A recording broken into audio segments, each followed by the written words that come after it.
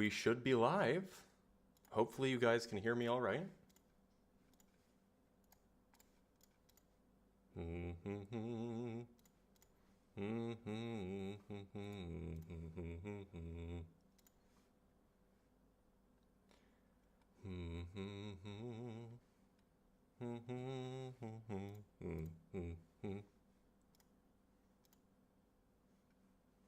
No viewers yet. Where's all the viewers?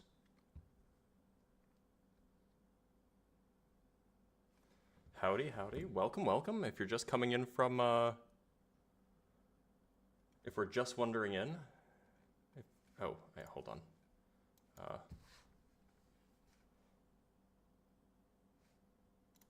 If you're just wandering in, welcome, welcome.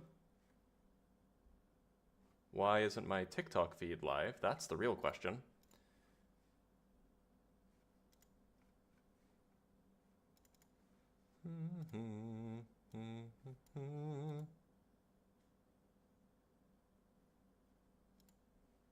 Oh, it says we're offline.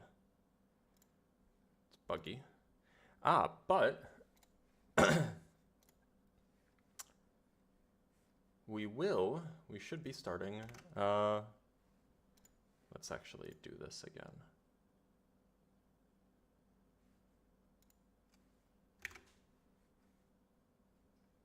All right, now we can go live. Sorry, y'all, we're just getting this going. Should be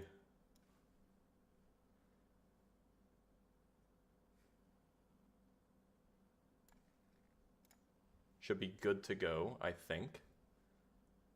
There we go. Now we're being sent out on TikTok. Great. This is an old internet font. That's okay. I didn't update the details, I just did it twice.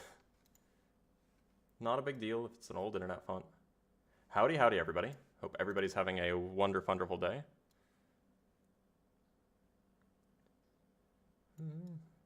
See, look, because these are going to be going on YouTube, I have to be less provocative, if you will. And what that means is that I can't have a big ol' L.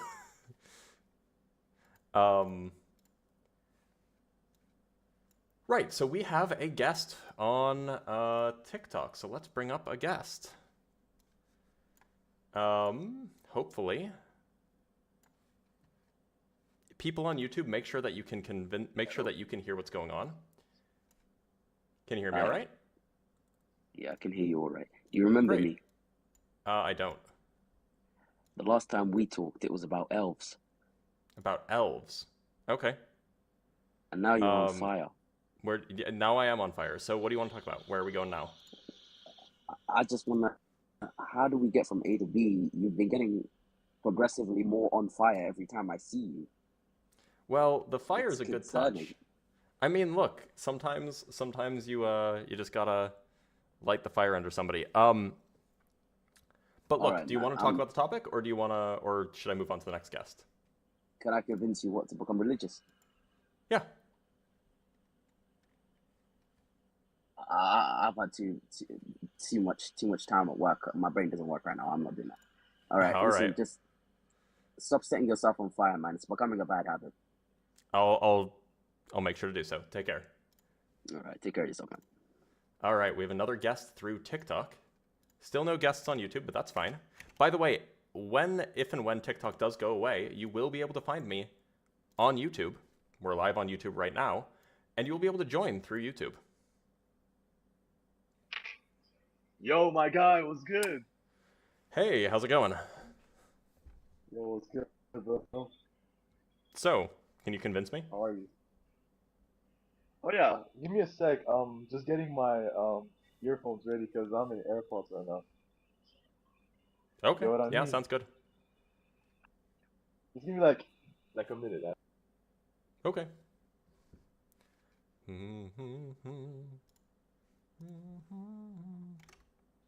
Yeah, well, I don't know if I'll just stop using TikTok. but definitely the audience will be significantly smaller. Also, my account might get shut down because I have an American account. So, can you convince me? Yo, what's good? I'm back. So, welcome back. Can I convince you of what? Like why to atheism believe is in God. not a good place to hold? Yeah. Yeah, sure. Okay, like I guess I'll ask you, what is your definition of, I guess you could say, a God? Like what definition whatever you want would to convince me keep? of. Whatever you want to convince me of, bro. Okay, so let's keep I guess you could say Okay, let's start with a definition of God. So like, I will just, for instance, say that God will be, for example, needs to be something like a necessary being, right? Like something that is independent and necessary. So like, I guess that's the simplest definition I can give of God. Something independent and necessary. Yes. Could that be the I mean, that's universe? the broad basic. Could that be the universe? No, I don't think that could be the universe. I can explain why. Yeah, go ahead. Yeah, so like, for example, to be like independent, you need to be self-sufficient. I just don't believe the universe is self-sufficient. Or I also think the universe is contingent. Why should you believe that? Yeah. Yeah, so like we can have like a discussion of why the universe, for example, will not be self-sufficient or contingent. You know what contingent means? Like, yes. Yeah. Yeah, I mean, so yes. What modal scope are you using for your contingency and necessity? Say that again? What modal scope are you using? Are you using Modal logical scope? possibility? Are you using metaphysical possibility, physical possibility, modal scope? I guess more of I guess like metaphysical, more of like philosophical. Okay, so can you define what it would be, what it would mean for something to be metaphysically impossible? What is that? What are the requirements on something in order to be metaphysically impossible? Or metaphysically possible? What are the requirements that a thing must have to be metaphysically possible? Metaphysically possible, like I guess just say like line up with the criteria of something. Like for example, if I say something's self-sufficient and this thing doesn't line up with it, like I don't know how to directly explain this. It's more of like, if it doesn't fit the criteria of that thing, I don't think it's possible. Because like even if you have something that's what do you mean by self-sufficient then? Self-sufficient, I mean self-sufficient as in self-sustaining. What does that mean? I think I wrote. Yeah, so self-sustaining is that, for example, it can sustain itself without any external thing or any external help. Like, for example, so why should I think the universe can't do that? Why should you think that a universe can do that? Because, yeah, so I just think, for example, like, how can I explain this? I mean, it will be more of the, why would the universe, I mean, we'll say, my bad, I'm stuttering too much, but it'll be more of like, you have to prove that the universe can do that. Because I'm presenting look, like your goal is to convince me, right? So I'm already of the opinion that, you know, at least it's plausible that the universe could be self-sustaining. So your goal should be to convince me that it can't be. Well, but the thing is, right, if I say that it can be, right, it's the same way as saying like humans can't just fly, but you say, oh, it's convinced me, right? Like I can give you criteria of why human can fly. We don't have wings. We don't have give me criteria why the universe can't be self-sustaining. Yes, yeah. So to be self-sustaining, right, in a sense, let me just like make an argument. Give me a sec. Right? Yeah, go ahead. By the way, if you're watching on YouTube, make sure to like the live. Yeah, so I was gonna say that the universe is, for example, contingent. Yeah.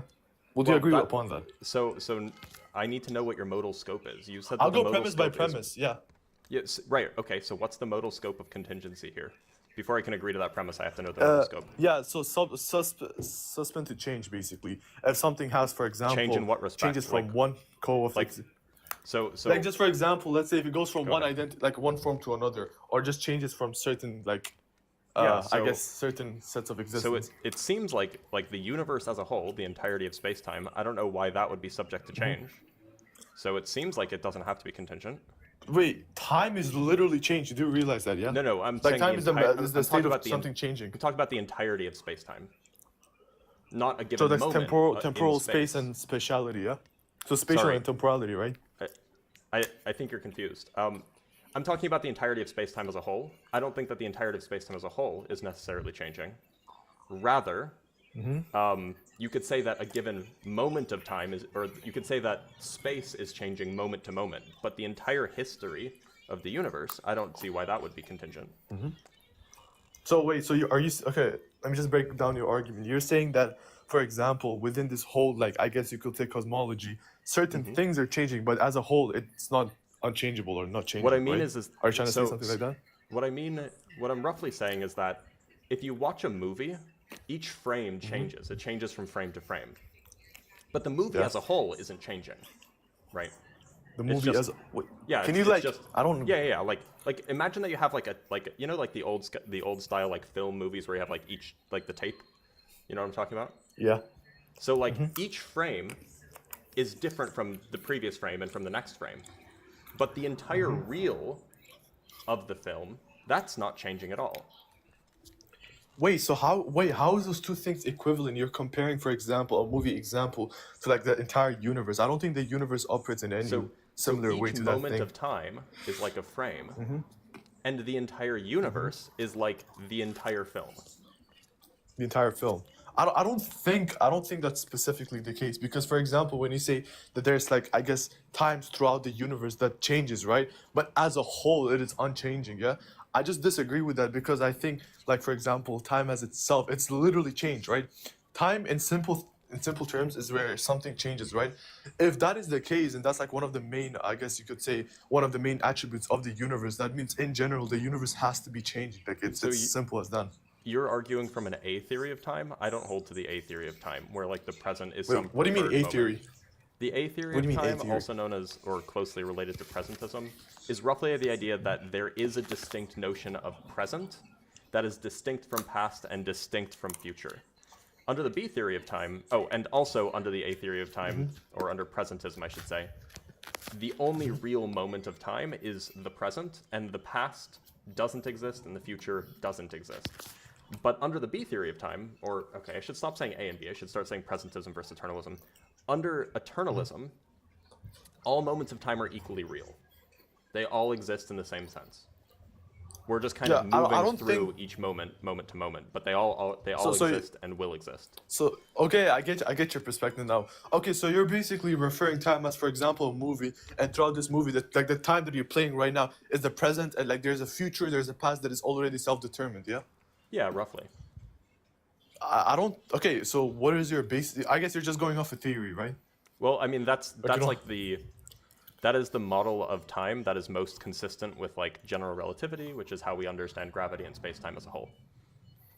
Wait, so I just want you to explain, how does this, I guess, framework of time is, I don't mean, one sec, how is this framework of time consistent with like those specific scientific miracles, not miracles, scientific stuff like relativity and gravity? Yeah, so essentially, the theory of general relativity, which is, you know, our theory of gravity and space-time, requires that the entirety of space-time be well-defined mathematically. It's not like each moment and generates the next moment. It's that the whole thing is determined kind of in a global sense.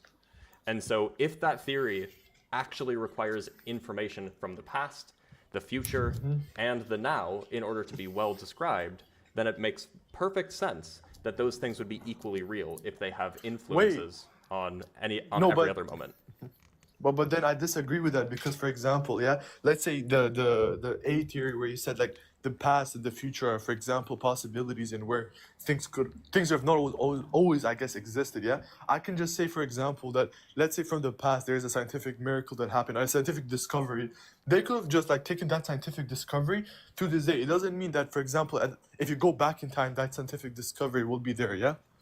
Something like, I would say, let me rephrase, I kind of... Yeah, go ahead. Mixed it up. Yeah, so you said something like the future and the past are already determined, like you can't be changing them, yeah? But then again, that just I guess you could say counters the argument, where if you had let's say hypothetically have like a time travel thing where you went back in time and you did something different, that will completely keep a like new temporal time, or a completely different timeline, right? So and we know this is one second, we know this is I mean, like, I'm not saying it is, but I'm hypothetically just trying to say like a what if. And like I'm saying, for example, hypothetically, you could be a unicorn, but you're not. Sure. I mean, my point is, yeah, that sure, you but could use this hypothetical, but I don't think it applies to the real universe. But so then there's like lots of scientists who, yeah, but there's like lots of scientists who actually do like believe in set time traveling. It's just like we haven't been to that, I guess, position of. I mean, I can't name one, but I've seen like some people stating it. Because I can maybe search up. I don't. I can search up. It's not really like a mainstream view. It's pretty fringe thinking that time travel is possible.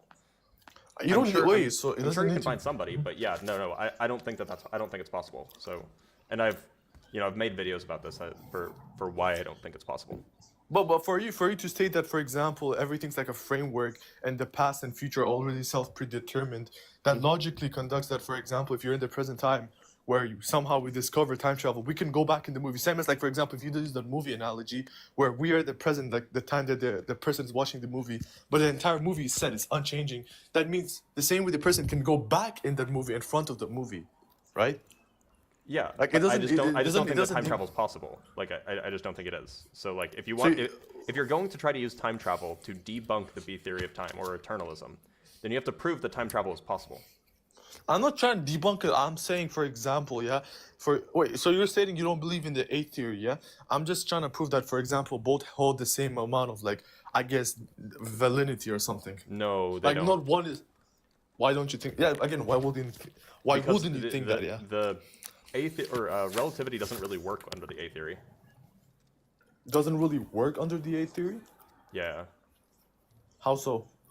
I mean, so relativity is a global theory, which means that the future has to already exist like, in the mathematical framework of the theory, the future, the past, and the present all coexist. Wait, A theory, for example, when they say the future, it's not like, when you say the future in B theory, you're saying it's already self-permeate, like, it cannot change from one thing to other. But yes. For example, in A theory, and that's B theory, right? Yes. A theory will just, for example, state that the future is possibilities. Like, let's say, I'm saying hypothetically. Right, and that's just not consistent. If you have with said future, relativity. In relativity, these things are fixed. Why? That's a feature of relativity. It's what thing? Okay, what is this thing? What is this attribute that is fixed? So, the future, and the past. I don't think the future is fixed. Like, what? In general relativity, it absolutely is. Yeah, I'm a determinist, so general relativity. Yes, I'm a determinist. Bro, okay, then I'll disagree with that, yeah. I don't think the future is fixed because, like, by set definition, the future will be, like, possibilities, right? Like, I'll give you a hypothetical to make it simpler, right? That's a great belief, but I don't see why I should think it's true. I don't think it's a belief. I can actually, like, try to back it up with certain I mean, if you're going to say hypothetically you can be a unicorn, now I'm saying I'm going to give actual hypotheticals that I guess logically follow, right? Sure. So, for example, so hypothetically, let's say if you're in the present time, yeah? And your present time currently is like, okay, this happens, that happens. Yeah, you're married, you're this, you're that, yeah? Mm-hmm. And if you go back a set amount of time and you do something that disturbs this continuity, right? That completely builds a different continuity, right? This changes the state that you are. So when you go back to this current time, those things that, for example, happen in this exact moment might have not happened. That's my point. Okay, but I don't think that's possible, so I don't see why I should accept Why? that. Why? Okay, explain why is it not possible? I gave a logical following. Well, no, you just said you just assumed that you could go back in time. You didn't justify that that's a thing that's possible. But yeah, so there are a few reasons. So one, the only way way that you're saying if, yeah, and I don't think that that's even possible. But one of the reasons why we might think that that's not possible is because the only way that you could even in principle go back in time is with a wormhole, and we know that wormholes are not stable. We know that they can't exist in physical reality, to travel back in time. There's also notions of, like, quantum-sized wormholes, but there's even good evidence to suggest, and I've read a paper on this, I think it's somewhere on my YouTube channel, I reviewed this paper, where even if you could go back in time, you would just undo exactly what you did, and you could never leave the time loop. So, so you basically would travel forward in time, and then your brain would go back in time as you went back around, and you couldn't leave the time loop. You would just be stuck. You wouldn't be able to affect the outside world. That's like the consequence of quantum mechanics. So I disagree with that. For example, when you say you go back in time, you change something, but for example, this thing, you go back in time. You can't change anything. That's the point. Yeah, because of that argument you gave, right? Yeah, that's a consequence of quantum mechanics. Yeah, I don't think this applies, for example, for the entire world, because if you go back in time, right, and you change something, this is just quantum. It's just quantum mechanics. It's standard. Wait. Yeah, sure. That's the thing, right? Like you're saying, for me, I'm saying theory in the sense of mathematics, not theory in the sense of mathematics, right? Yeah, mathematics. No, I know what a theory is, right? But that's what I'm trying to say. It's still not absolute. You can't say, for example, I present you this argument, thus it's no. I'm gonna give a counter argument to this, right? So in order to give a counter argument, you'd have to read the paper and then find a flaw in their discourse. No, I can give a counter argument to if you want. I mean, Dr. Blitz, you presented me an argument, right? Like, you took that, for example, the theory and made your own argument from it. I'm just gonna, for example, Sure. just say, like, let's say I'm yeah, sure. So the issue with that be is, like, let's say if you go back in time and you change a set thing, I'll say the set thing is A, right? Does this mean this A changes, for example, all the, let's say A, B, C, D up to like Z, yeah? No, it only changes that one specific thing. I want you to, for example, explain how this one thing can attribute to the entire world. Meaning, if you, let's say, if I, example, change one thing when I go back in time, how will this change anything else beside that one thing? No. The point is that you can't change anything. Yeah, but why? And Again, this is like mathematically shown in a paper that came out on, I guess the most recent version came out on the most recent version came out on December 12th, 2024. The paper is entitled "Life on a Closed Time-like Curve," also known as "A Time Machine" by Lorenzo Gavasino. In it, he demonstrates that if you were to travel back in time, you would end up essentially rewinding your brain just as well, and so you would end up taking the exact same actions, and you couldn't, like, it's just a cyclic, and you couldn't leave. You could never leave. That's if you, for example, believe in the B theory, where you said, for example, No, this has nothing to do with the B theory. No, it does. You know why? Because, No, for it example, when you say you go back in, when you go back in time, you also change, like, your mind courses. Like, you don't know, like, you came from the future, right? But This for example, is just why a consequence wouldn't you? of quantum mechanics. There's no B theory involved here. Okay, yeah, quantum mechanics, yeah. Why can't you, for example, from the time that you're going back, hold the same mind and set things, right? You Why? can't. Like, why Because your brain would also be traveling backwards in time, and your brain is a physical thing. And so when you go forward in time, you form a new idea. When you go backward in time, that new idea goes away. No, but again, that's for example stating that. Wait, okay, yeah, that actually makes sense. Yeah, my bad. Okay. Okay, my bad. Okay, I concede in that point. But can we go back to the earlier discussion we had? Sure. By the way, people About the are complaining about contingent the mouth sounds and the eating, so My bad. I'm eating nuts. it's fine. I'm just saying be wary of it. So where else did you want to go? Yeah, more of the. One second.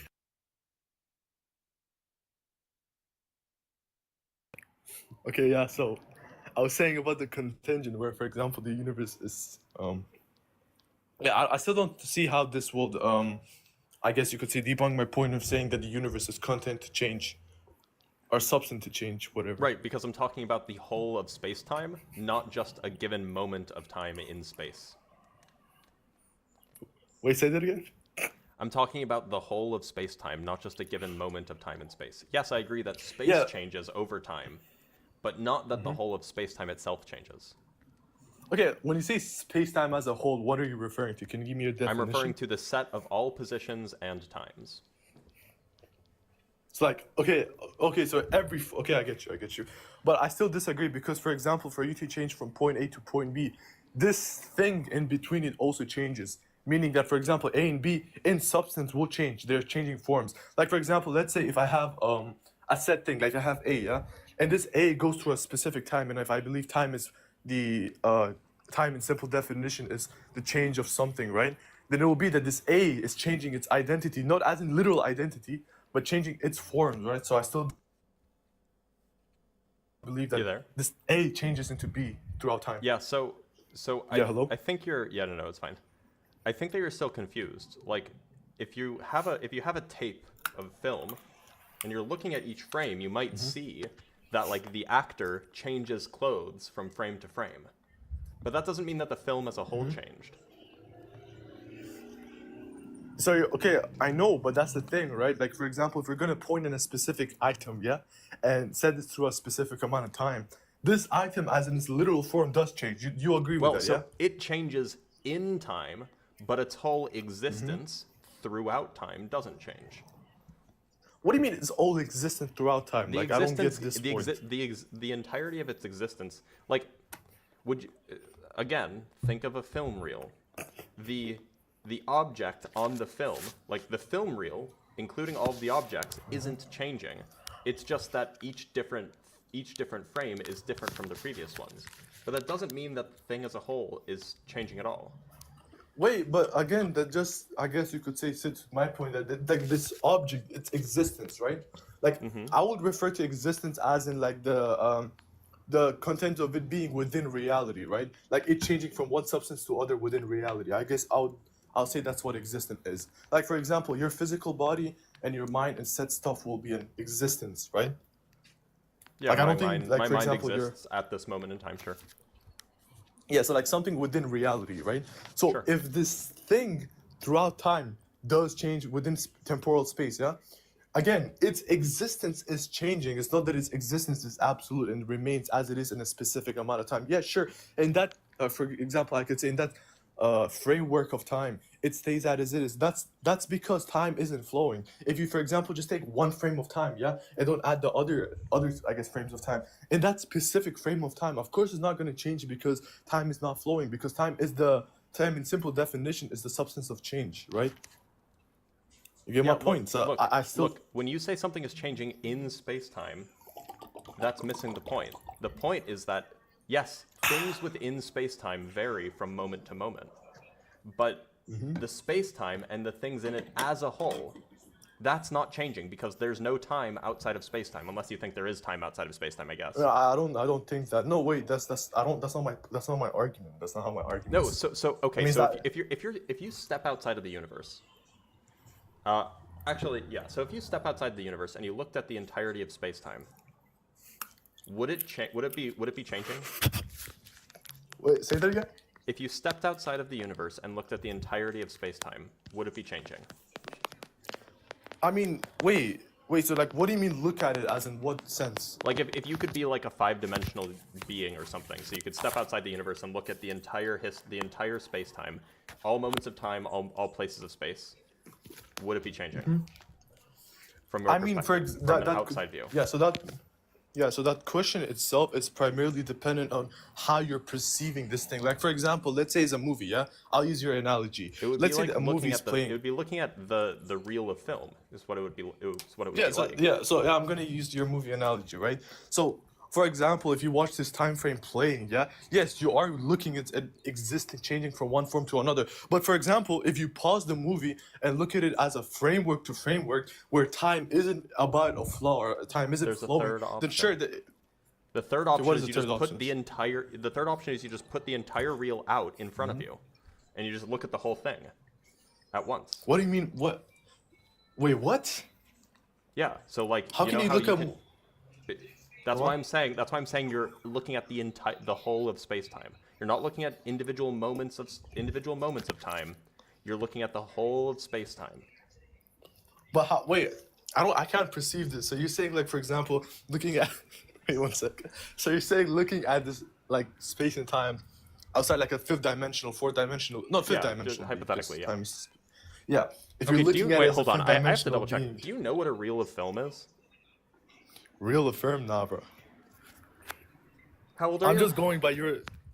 Me, I'm 18. Okay, no, that checks out. Okay, instead of, I'm sorry, this was a miscommunication because I thought you know what I was talking about, which is why it's been so confusing. Okay, instead of a reel of film, imagine you have a loaf of bread, right? Okay. You have a loaf of bread. That's the entirety of space-time. Each slice of bread is a different moment in time. In time, okay. So you can look at the whole loaf of bread, and the loaf of bread, you can just look at the whole thing. But you might see that like different slices have different things on them, right? You might have a raisin in one slice and not a raisin in the next slice, and you might say if you go from one slice to the next slice, then like the raisin disappears and so it changes. But as a whole, like the whole loaf of bread isn't changing; it's just sitting there. So are you saying like wait, are you saying that the universe as like space and time as a whole, yeah? Like Is like the loaf of like bread. time Yeah. is like so like time is just like a flow by of this thing. Time is or like something? each individual slice of bread. A moment of time is like a slice of bread, and the flow of time is like kind of, you know, looking through the different slices. Okay, but I mean like that's still okay. Wait. I think the confusion begins where like what is your definition of the universe? I guess The entirety of space. everything, space time, right? Yep, and the entirety of space time and everything in it. But what if someone says the universe is like the physical aspects of I guess our world, like the physicality? Then Space time is then more the- of like a attribute of the universe. Well, I said the entirety of space time and everything in it. So No, but universe is primarily defined as like, for example, the physical aspects, like specifically the space, like stars and so on. No, the universe is defined as the entirety of space-time and everything in it. That's what I'm using when I say. But what if someone says the multiverse exists? That would just be a bigger universe. No, it wouldn't. Yeah, it would. No, because the multiverse is the same universe with different. Under my definition, that would just be a bigger universe. No, because the multiverse is just the same universe with like multiple other possibilities, like the same universe. You know that with just that's different science fiction, possibilities. Right? Sure, but I mean that's what multiverse is defined as. Okay, that's fiction, so I don't see why that's relevant. I mean, like for example, if something can be fiction but can be proven later on. Okay, can you prove it? Like, I can't prove it. No, because Okay, I'm then not a scientist. why'd you bring it up? Wait, let me explain why. Because I feel like it has something to do with the argument. Okay, what does it have to do with the argument? Yeah, so it would just mean that the universe is like only space, and time can be something that is, let's say. That's just not the what entirety physicists mean when they say the universe. They mean it includes time as well. Okay, let's go back to the initial point, yeah, where you said that time is like a framework, whatever, yeah? It's like, I why was saying a wouldn't these just reel of substandard- film, but instead of saying a reel of film, say it's like a loaf. Say it's like each different slice of bread is a different moment of time. Mm-hmm. So But then now, again, so go like, ahead. why would this mean that the universe... Wait, so like, that just, what does that prove? That the universe is not contingent? Well, it's not changing. So if your definition of contingent is something that's changing or something that can change, well, the loaf of bread isn't changing. Wait, so I don't see why What it do you should be mean? Like, contingent. why wouldn't it? Like, Well, is the loaf? If you're just looking at a loaf of bread, is it changing? Barring like, a loaf of bread... I mean, bar- over time it it's can change, wouldn't you know what I mean though. This is like an analogy. It's not like a literal loaf of bread. I know what you mean. But, okay, let's say... Okay, leave this self-sufficient point.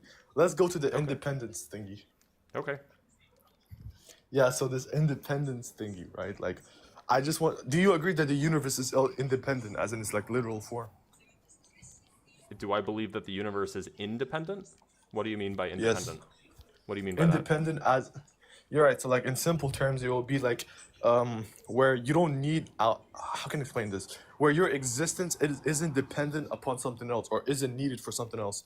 Like, Yeah, let's say if I... I think it's plausible that the universe is independent of anything else. Yeah, but then think that's it's plausible. arguing that, then that's arguing that there's attributes of the universe that will be eternal. So, like, give me one attribute that That's you can plausible. argue that. So, like, for what would be plausible in that case? Like, Yeah, what so I mean, attribute of the universe? it could be the existence of space-time could be eternal. How? Wait, no. What? Wait, so you're saying time is eternal? I mean, specifically, time is what is it again? Time Yeah, is it's eternal. space-time. Yeah, I don't think time is eternal. Okay. Can you convince me that that's true, or? Sure. So again, like going back to the temporal thing, yeah. So do you think, for example, time is something that flows? I think that that's sort of an illusion. What do you mean an illusion? Okay, it's just a yes or no. Well, I think that it feels like it flows, but I don't think that there's some like grand I'm not a present. By flows, like, I mean as in it's like in a linear. Okay, by flows, I mean as in, for example, it's like a yes, linear time format. time is linear in some sense. Yes, well, actually, I don't even know if that's true, but I'm willing to grant that for the sake of argument. Okay, so let's say if the time is linear, right? If time is linear, that means it has to have a beginning. Why? Because why would it be eternal? That's not a argument. That's just a question. Wait, one sec.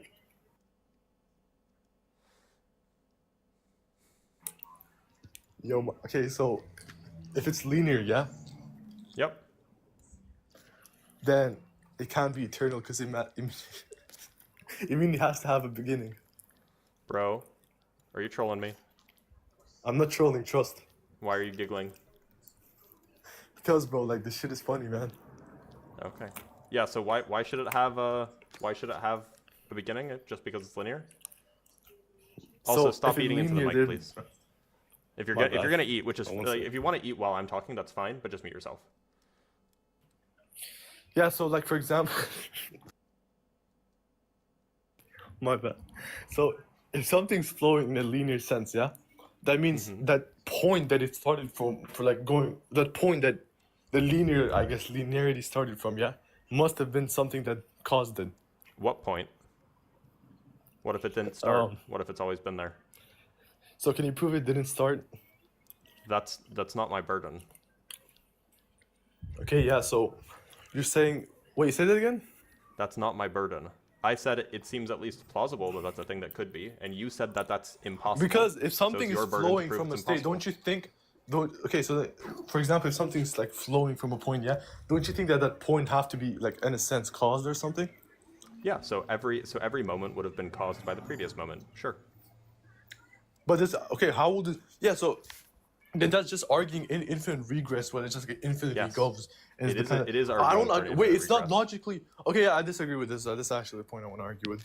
I don't think infinite regress in any sense makes form. Because, for example, if you want to argue infinite regress, yeah, that again, this just brings up the argument that there has to be something that's independent making this thing. Which, for example, you still haven't given me any attributes of the universe that's independent, or not independent, more of something that's like, I guess, eternal to the Well, universe. I suggested that space-time could be eternal. You suggested that space-time can be eternal? Yeah, you suggested it, but then again, you have to give me actual, for example, I can suggest something, right? I just don't hold to the, I guess you could say, to that point. You have to convince me why it will be eternal. Well, look. So your goal is to convince me to believe in a god. So like, like if my goal isn't to convince you not to believe in a god. No, I know, but that's the thing, right? But we're arguing specific points. The specific points are set different premises. Like if I say that God exists, right? That's a premise itself.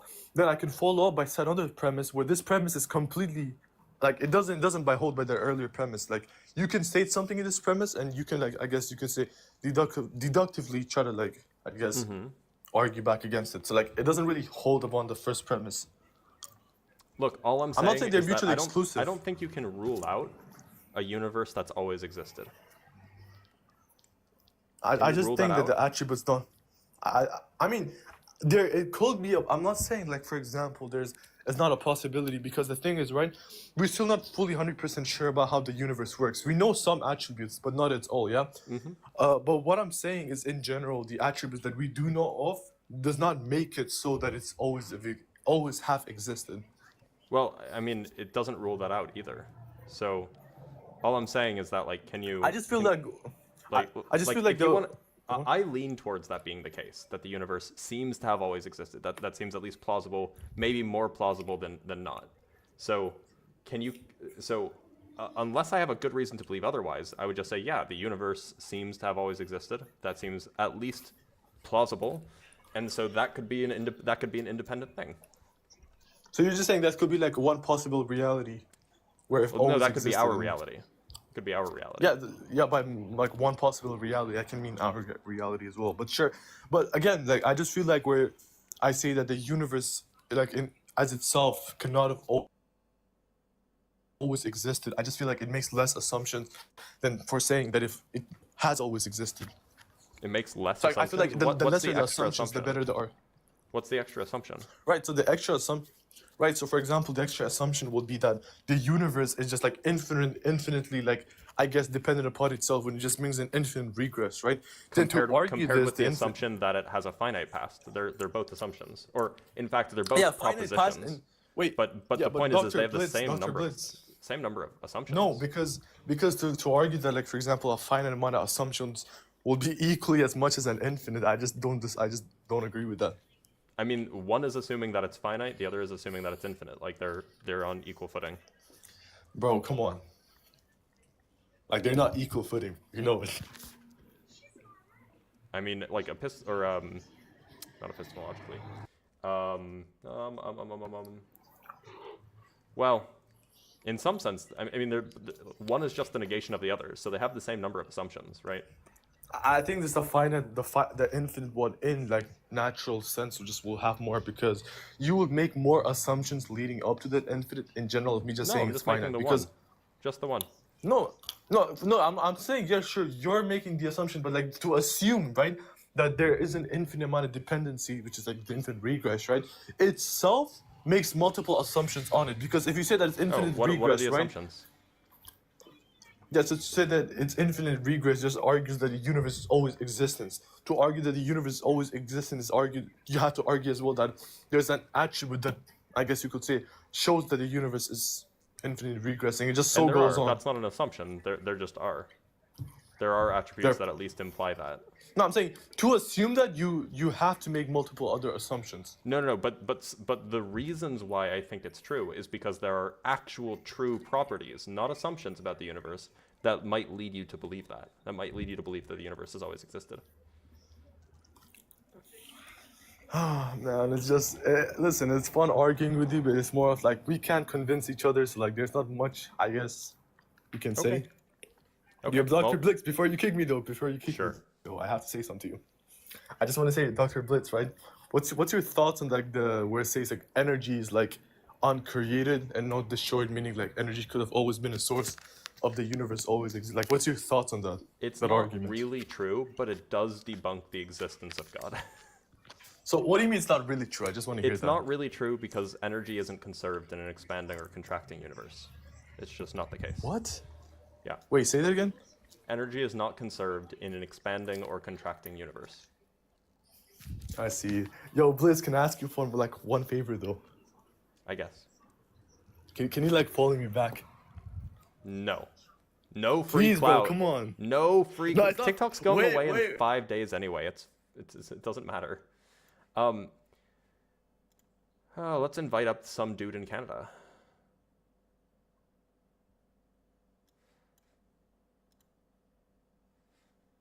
By the way, if you want to, go follow me on YouTube. Some dude in Canada. How's it going?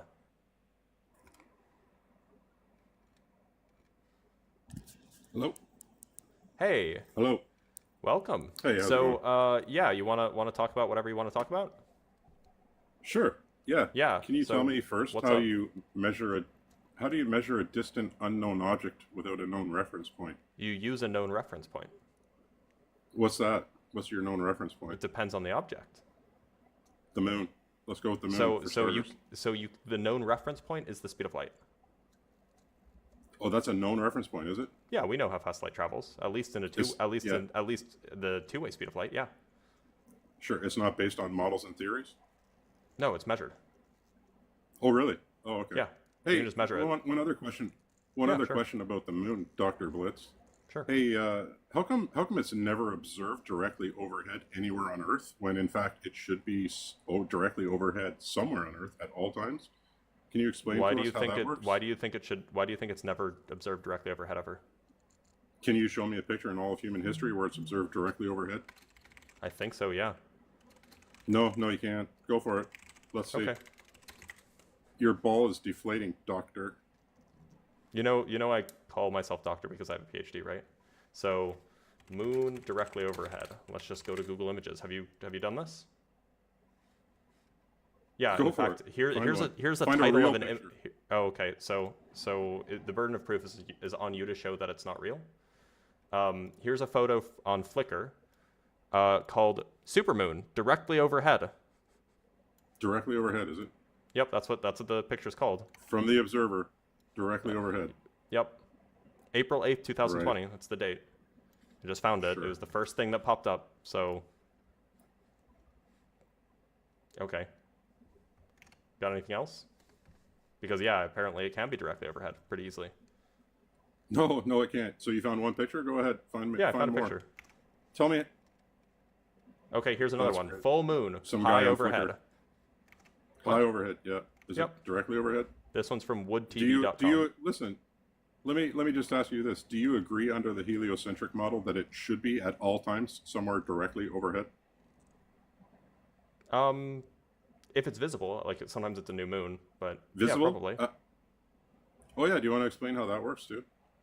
How a new moon works? Yeah. A new How it- moon how it works goes invisible? when the bright side of the moon is facing the sun and not facing the Huh. earth. Sorry, I guess the Super bright side is weird. always facing the side. When the dark side is facing the earth, that's what a new moon is. Right.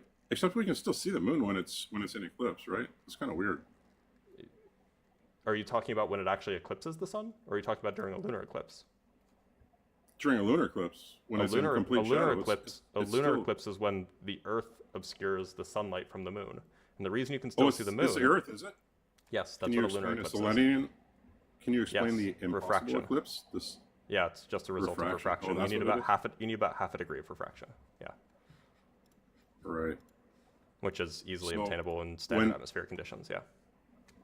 When the sun and the moon are seen both in the sky from the observer, you're claiming that the shadow from Earth is being cast on the moon. That's what you're claiming? No, that only happens during a lunar eclipse.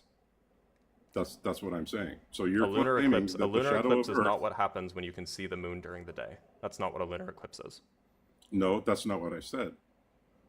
That's not what I said. You're claiming that the lunar eclipse is caused by the shadow of Earth going across the face of the moon. That's what you're claiming. Yes. Well, yes. So, but then we have to look at the so-called impossible eclipse, the Selenelian eclipse. I think the only people who call it impossible are flat earthers. No, that's what it's actually called in it's called a Selenelian, Wikipedia. Right? Yeah, well, that's what I said, right? So for people that don't know what that is, it's called also the impossible eclipse. Okay. I mean, that doesn't mean it's actually impossible. Huh. Interesting. Yep. Yeah, so the prompt today is, can you convince me to believe? So, can you convince me to believe? Whatever. Well, no, I'm not here to talk about the creator or atheism, but I wanted to see if you had an actual response to my questions, and I guess you don't. So. I mean, I'm pretty sure I answered them. All right, take care. Go crash out in the comments. Is the volume okay on YouTube, by the way? Just asking for the YouTube people. For the YouTube homies, is the volume okay?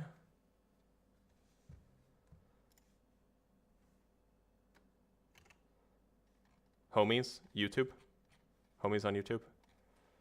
I know that there's like 30 of y'all.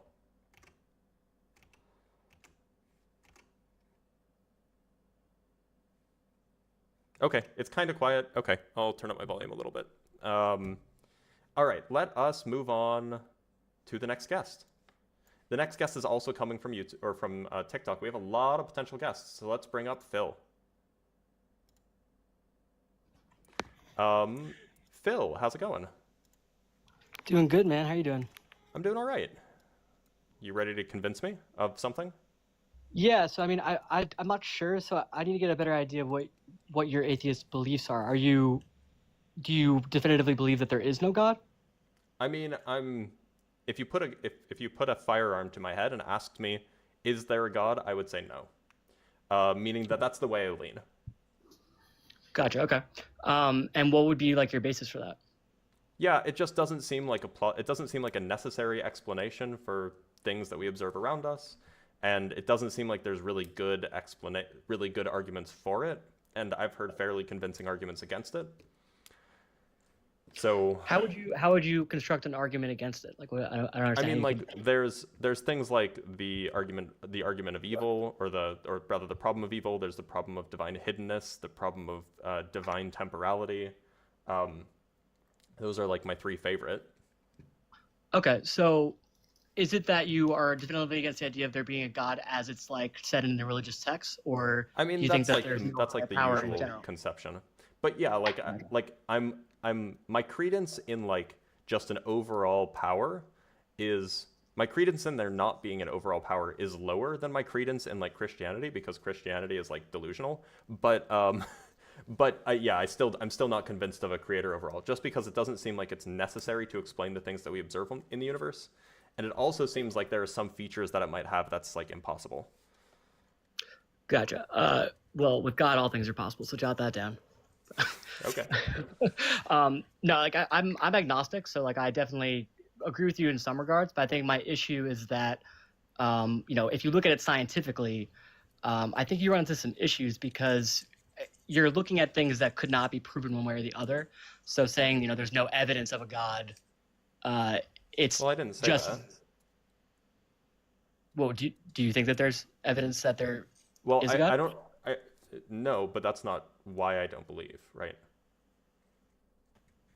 Okay, so maybe I'm not fully understanding. So it's not about evidence. It's not about like empirical data, is what I'm saying. Gotcha. Yeah, I guess I'm not fully understanding your point of view. Yeah, my point of view is roughly that essentially everything that exists in the world we can explain without divine intervention. So whether or not there's divine intervention, or whether like on the data that we see, like stars and black holes and bacteria and stuff, on the data that we see, it's equally well explained by a creator as it is by divine intervention or by like some natural process, right? So on the data that we see, it's not like we should believe in a God in order to explain something. So then we just have to ask, well, what are the arguments for it and what are the arguments against it? Like the philosophical arguments rather than like on the matter of the data. And then we actually run into some serious, in my view, philosophical problems. In the case of just any creator, this would be the problem of divine atemporality, which is a pretty serious problem in my view. Like it kind of makes the whole thing incoherent. And so it just seems like on the whole, it seems like there are better arguments against God's existence than for. Gotcha. Yeah, I think the issue that I'm having is that everything that you're talking about is defined in human terms, which there could be some higher power that we wouldn't even be able to express in language, the rules, laws, why it does what it does, right? Do you know what I'm saying? I mean, if you're suggesting that there could be something that we don't know any properties of, I don't know why you would call it God. Well, if it created us. That's knowing a property of it, right? I mean, not necessarily. I mean, that's knowing something about it. If you know that it created us, then that's knowing something about it. Yeah, but there's no reasonable explanation as to how we were created. In the first are you talking bit of about life? I mean, there absolutely is. There's groundbreaking science happening every year. In fact, I vaguely remember, I'm not a biologist, but I vaguely remember like last week or 2 weeks ago, a new paper came out that actually showed like it was like some silicon-based life or another step in how life might have formed was shown in a cell or shown in a laboratory to happen spontaneously. Yes, Gray Eyes mentioned in the comments that like they showed that like proto cells were able to form naturally or something in a laboratory. So like this is to say that there is no explanation. Like no, like organic chemists and like biologists, they're like the science is progressing. We know a lot. It's progressing, but I think it's pretty circular because I mean you can go down to quarks and go down lower than that, go down lower. Hold on. You mentioned life, not like particles. Yeah, I mean particles are pretty relevant to life, right? If the question is where did life come from, you only need to stop at chemistry, right? You don't need to know like we know how quarks work, we know how electrons work. So we like if the question is how did life come from non-life, that's a question of chemistry and biology. It's not a question of fundamental physics. Knowing anything about fundamental physics isn't required to understand how some inorganic compounds developed into organic compounds, right? Yeah, but that's all. We're all explaining it in terms that humans can understand. But like that's what I'm saying is that because it's an we don't understandable know why that happens. We know like it happens spontaneously, but saying something is spontaneous from our perspective isn't very meaningful. Wait, who? I'm not saying it happens spontaneously. Like you're saying one that could that, trace like, out the cause, right? One could trace out, oh well, this happened because this molecule was in this place at this time. Right, but we don't know why that happened. Like you can explain it in terms of the you can terms explain that molecule was in that place at that time because it bumped into this other molecule at this place at that time. Yeah, but why were they moving in the first place? Because the things that produced them were moving. Like, are you just asking? So right. That's my question. It sounded like you were asking about life, but now it sounds like you're asking about the origins of the universe. So are we just not talking about the life thing anymore? Well, that's kind of my point. Is that like you can go to life, but then you have to take a step back and say, okay, well, it came from inorganic compounds, right? And then where did those come from? You can keep taking steps back and like whatever created that. So there has to be but all of those. So the reason why people ask about life, about the origins of life, is because that's still an unsolved problem. It's not it's not like we don't know anything about it. We know quite a lot about it, but it's not been fully resolved. But everything before the life and everything after the life, that is all fully well understood. There's one other moment which is not fully well understood, and that's about 13.8 billion years ago. So essentially, there's two moments in all of history that we don't understand. One, the first moment that life arose, and two, when the universe was very, very small and began expanding. Those are the only two moments in the history in 13.8 billion years that we don't understand. Is your contention that those two moments will be forever outside of human understanding? What I'm saying is that you can explain things in terms of, like, you can say, two particles smack together and that's how the process of life forming started, right? Mm-hmm. But that's not a like actual explanation to anybody, right? No, that is an explanation, right? It's an explanation in terms of like it's an terms explanation that of how it happened. Yeah. Yeah, it's an explanation That's of how we literally explain how things. it happened. But it's like if I said, why that guy like how did it happen that guy robbed the bank? And it's like, oh well, he went in with a gun and he robbed it. It's like, no, like I want to know what was the reasoning behind it, right? You're asking for why. That might not be a question that makes sense in the universe. Because why implies some sort of intent, but that's jumping the gun. Maybe there is no intent. Yeah, well, what I'm saying is that that saying it either direction, saying that there is no explanation, there is no reason why, or there is a reason why, are equally likely. I don't know why you would believe that. Like, we know that there are things that happen for seemingly no reason all the time, like lightning strikes in a particular place. That doesn't have a why. It has a how. But I have no reason to believe that it has a why, because like we no longer believe that the why it happened is because Zeus was mad at that cow and so he struck the cow with lightning. Like, we don't ascribe intention to lightning strikes anymore. So we just don't, like, normal people don't believe that lightning strikes in places because of some reason, because of some intention, right? Well, yeah, that's but just not a normal thing to believe. No, it's not a normal thing to believe, but that's because that's a specific statement saying this God did this because he's angry at whatever, which is but very. That's what you're doing right now. You're prescribing intention to things that we don't have any reason to think have intention. Well, what I'm saying is that it's equally likely for there to be intention or not intention. There's no reason. There's no. Why should I think that? Because you don't have any evidence that there's no intention. Well, but lots of things have seemingly no intention, and seemingly no intention, are at least a pretty good. Well, seemings are at least a good foundation for justification. If something seems to be the case, you at least have some level of justification for believing it to be the case. I get where you're coming from, but I think that making any sort of assertion in any direction doesn't, by definition, is not going to have evidence. Like, we don't have. Science doesn't answer why in that sense. It answers how. So you're using. Well, I mean, it depends on what sense of why. But yeah, sure. But maybe there isn't a why. There are a lot of things. There are a lot of things that seemingly have no whys. So that at least justifies the belief that they have no whys. Yeah, but I mean, there's also plenty of justifications that to believe that there are whys. Okay, what are the justifications? Like, do you want to come up with an example? Yeah, well, I mean, you said that there are good justifications for why there are whys. So, like, what is the justification for believing that lightning struck, a cow for some intentional reason? There's not, but I mean, like, that's let's. I think. I mean, like, I agree that people have whys often, because that's like a useful heuristic for describing the person's action or a person's actions. Yeah. But like, what other things besides people with minds do you think have whys? Well, like, I think it's very reasonable to think, okay, so we exist for some reason. We've come to Earth, or we start on Earth, and we have this drive to survive, to multiply, as if we are growth on this Earth, right? Some sort of thing that's taking it over, whatever you want to call it. So it would make sense to think that there must be a reason that we exist to do this. Why does that just make sense?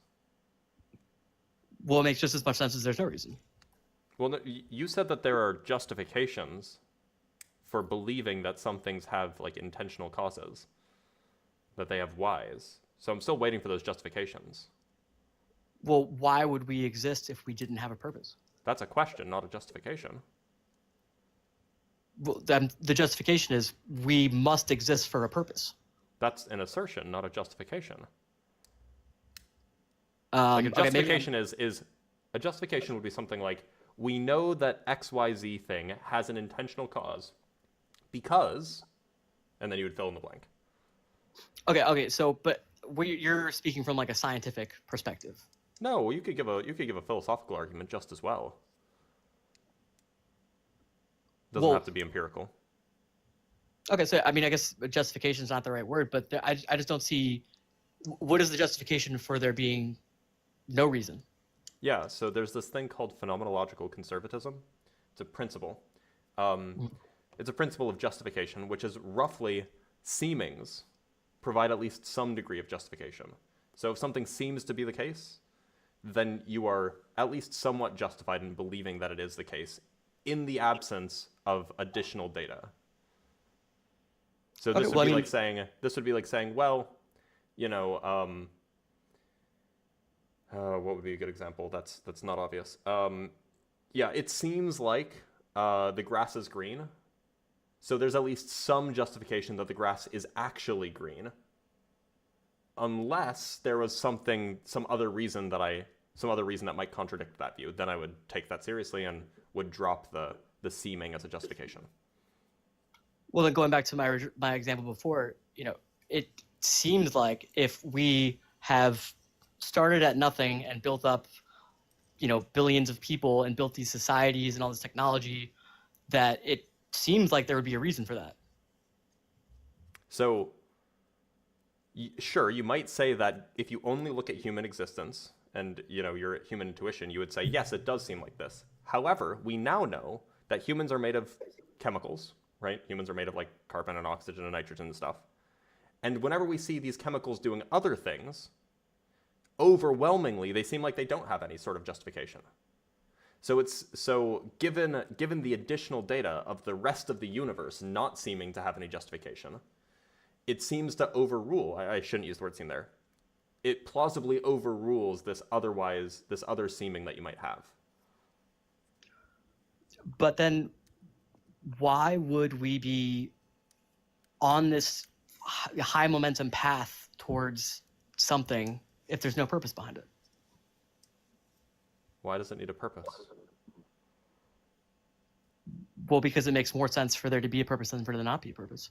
It doesn't make more sense to me.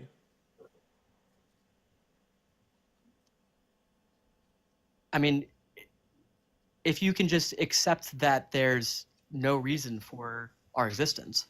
Yeah, that seems fine. Yeah, I mean, it's fine, but I don't see how it's any more valid than that there is a reason for our existence.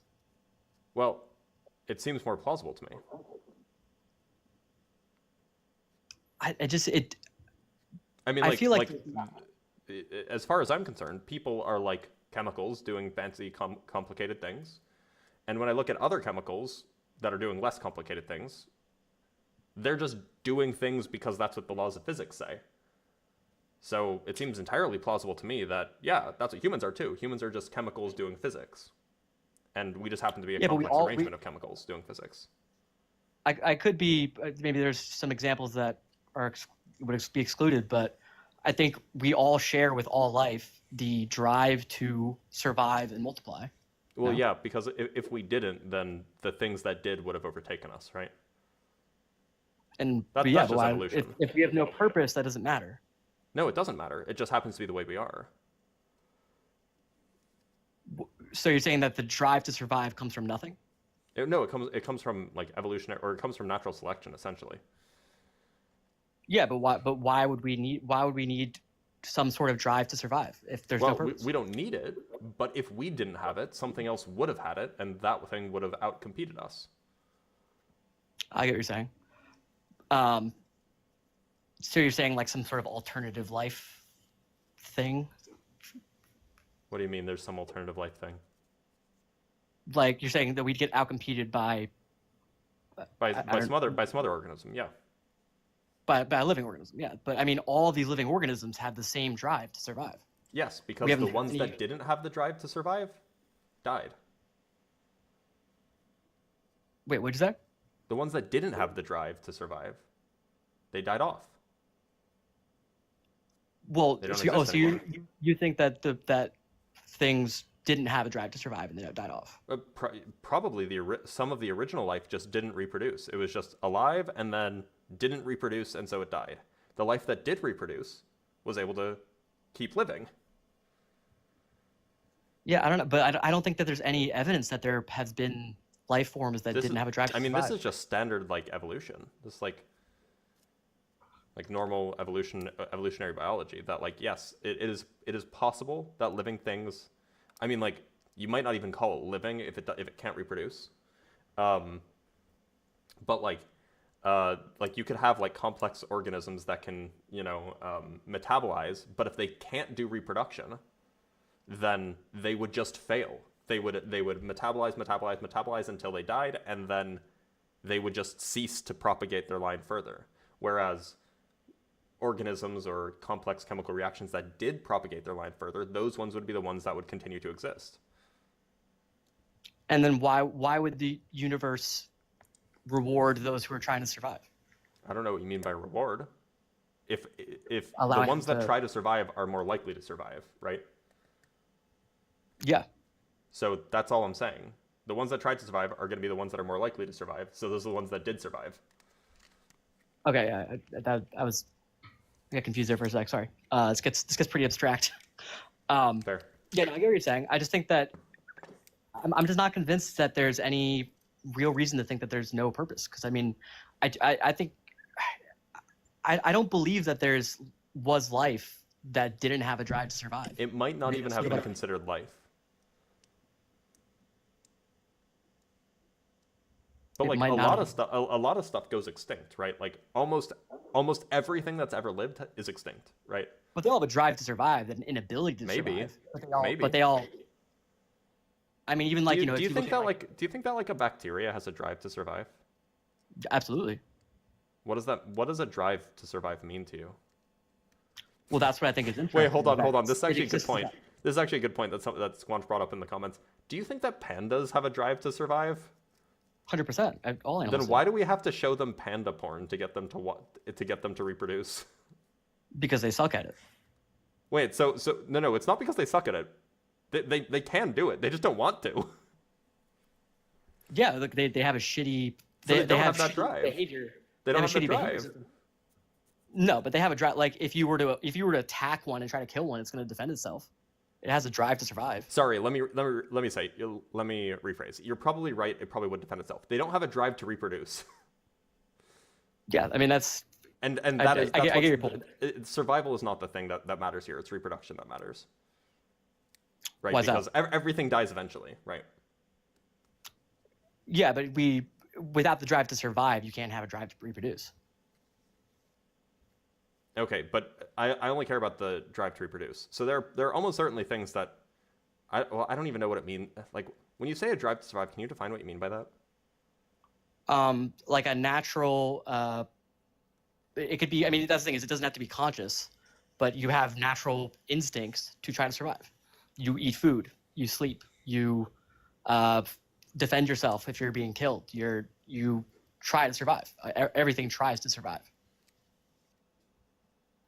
Bacteria. Yeah, did you spreads say to this other is a people. natural thing? Well, I don't know what the basis of it is, but it seems like it would make sense that there'd be a purpose if there's such a consistency. So let's imagine that you have two organisms, right?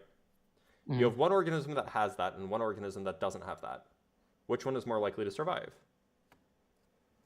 The one that has the drive to survive, but Right. So so evolution would select for that kind of trait. yeah, but why does that system exist? Why is there a drive to survive? Well, because so look, imagine that you just had like a billion random, very, very simple chemical reactions, right? or very simple like organisms, if you will. Half of them have this like half of them have the attribute that when they're near a food source they swim towards it, and half of them have the attribute that when they're near a food source they swim away from it. Just by random chance, that's just how it works out. Let's just say. Within one generation, the only organisms that will still be alive will be the ones that swim towards the food. Yeah, right? but So this isn't like some mechanism that you need to impose. Like, it's just a thing that happens. But I think it happens universally. I don't think that there's any examples of a living thing that has no drive to survive. What about when like a fetus is born like brain dead or something? If it's born brain dead, Or I mean it's born neurologically not functioning, but it can still breathe. I mean that would be a like severe mutation, so that would be they would not be able to. But this is an example of an organism that doesn't have that, right? I think they would have a drive to survive. Like if I mean, depending on how they don't defend themselves when you attack them. Oh, so you're saying specifically something that doesn't try to defend itself? It's born in a coma. Right, but you don't know that it wouldn't try to survive if you. It's born in a coma. It doesn't have any thoughts. All evidence points to if it had the ability to lift its hand and push you away if you're suffocating it. What's the evidence that points to that? Because any other being that had the physical ability to do that would do that. Okay, so you're just so the point is, so your argument is that, well, everything must have the drive to survive because the organisms that do have the drive to survive have it. That's a circular argument. Well, you were using like a human baby as yeah. So most humans have a drive to survive. Not all humans. I don't think you could find a good example of a human not having any. I just gave you an example. Anybody in a coma. No, but they're inhibited. They're like they can't. If somebody goes into a coma, they were driving to survive before that moment, and then they are stopped. Unless it was a fetus that was born that way, then it never did. Yeah. Also, that's a fair point. Also, very depressed people. Well, yeah. I mean, you can have severe like extremes where people right. And so these would be examples of organisms that either no longer or never had the drive to survive. I'm talking more about like a species or organism as a whole, taking like one specific, fucked up. But that's the thing. Like, let's say that you have the point is that the single organisms that don't have that, those ones are not going to survive. The organisms that do have it will. Yeah, but why is that system in place? It's not a system. It's just a thing that happens. That if something is trying to defend its own life, it is more likely to maintain its life. Yeah, it's not like some like natural system that was like put in place. That's just like a tautology. But I mean, if that system didn't exist, we couldn't exist. What system? What system are you referring to? This isn't even a law of nature. This is just like tautologically true. What does tautologically mean? It just means it's true. It just means it's. Are you saying it's like it's true by the nature of the statement? It's like saying like the statement that a bachelor is unmarried. That's tautologically true. It's true by definition. Got it. Sorry, go back to what were you saying? Yeah. So the thing that's tautologically true is that a thing that is trying to survive in comparison with a thing that is not trying to survive is, and this isn't technically tautologically true. This is like a question of probabilities, but a thing that is trying to survive is more likely to survive than a thing that is not trying to survive, all else being equal. So to, I don't know what the word, like grow or develop in the universe, a drive to survive is preferred, right? I wouldn't say it's preferred, no. It's, preferred is not a good word. It's biased towards things that try to survive. It's biased towards things that Well, I don't know. I wouldn't say that the universe is like that. I mean, like, life certainly is like that, yeah. Yeah. But So I mean, that's because that's what life is. Life is that which tries to reproduce. right, and that, I mean, But again, that's just definition, right? Like that's like life is those things that are trying to reproduce as much as they can. yeah, and my like that's kind of my original point is like, why is that? What is the No, reason for that? that's just like what life is. If it wasn't doing that, we wouldn't call it life. If it wasn't reproducing, or if it wasn't metabolizing, it wouldn't be life. Right, but like I think it stands to reason that there's a reason that there's something that is trying to live. Why? Because if there's it's very reasonable to think, okay, if we have this internal drive to survive, there is some purpose for us to be multiplying and reproducing. So you could just say, oh, it's just a bunch of random acts in a row, but you could also reasonably argue that there's somebody invented us for some purpose. So, look, let's say that you have a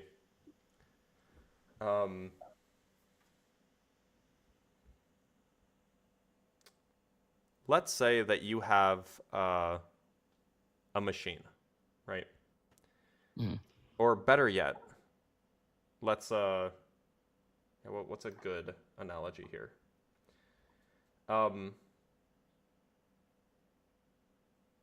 Yeah, okay. So let's say that you have a bag filled with a bunch of magical balls in it, like little ping pong balls or whatever. And the magical balls, the only thing that they can do is that when they bump into another magical ball, they can do something to the other magical ball. They can grant it some ability or some feature, something like that. Like they could change its color, or they could take away its ability to give other balls features, things like that. So you start off with just a bag of like a billion of these things. And they have so many different traits. You shake it up, they bump into each other, and then you look in and you see that, one of those balls, just one, it has two powers. One of the powers is that when it bumps into a ball of the same color as it, it grants it the abilities that the original ball has. And the second power is when it bumps into a ball that's a different color from it, it takes away its abilities. It takes away all of its powers, right? Mm-hmm. So now, but there's only one of these. Most of the balls just have random powers. One ball might, if it bumps into another ball, turns it green. And another ball, if it bumps into another ball, maybe it makes it twice as big. Whatever it is, just random things, right? Mm-hmm. So now if you shake up that bag again, that one ball, well, if it bumps into any other balls that are different colors, it's going to take away their powers. They'll just be boring balls. But if it bumps into one that's the same color, it'll give, now there will be two that have this power to spread. And so all you need is just one ball that has this ability to spread and turn off other balls. And then you shake it enough, and eventually the entire bag will be filled with them. Yeah, I mean that all makes sense to me, except but it was completely random. There was no guiding principle behind it. It was just completely random. Yeah, no, I get what you're saying, but I think if you take a step back from that, who put all these balls in the bag? Is it the balls in the bag are just chemicals? They're just chemicals in this right? But I mean, like chemicals in the primordial soup. You can still keep it as balls in the bag, or it doesn't really matter. I think it's more reasonable, if anything, to assume that someone put the balls in the bag than the bag of balls just magically appeared out of nowhere.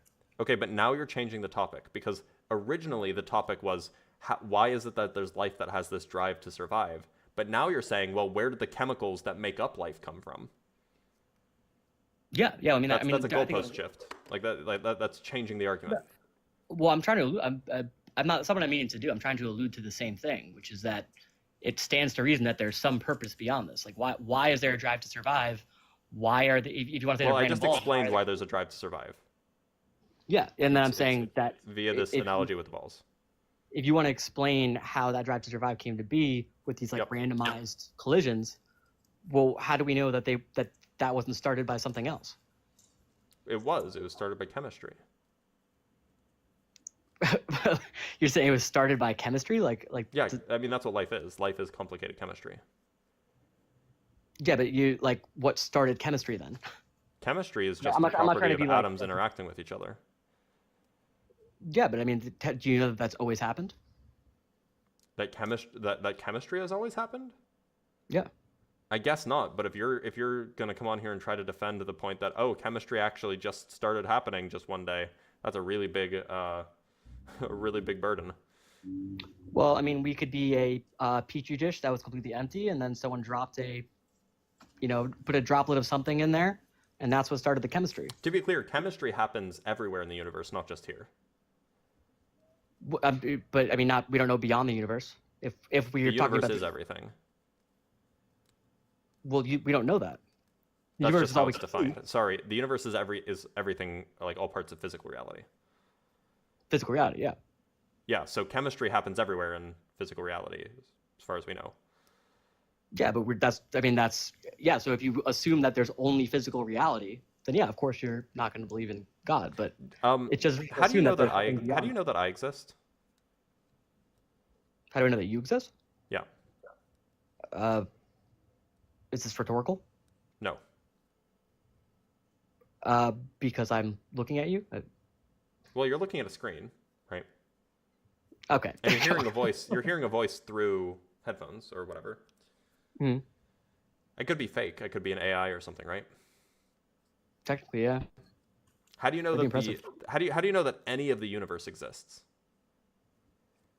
Because I live in it.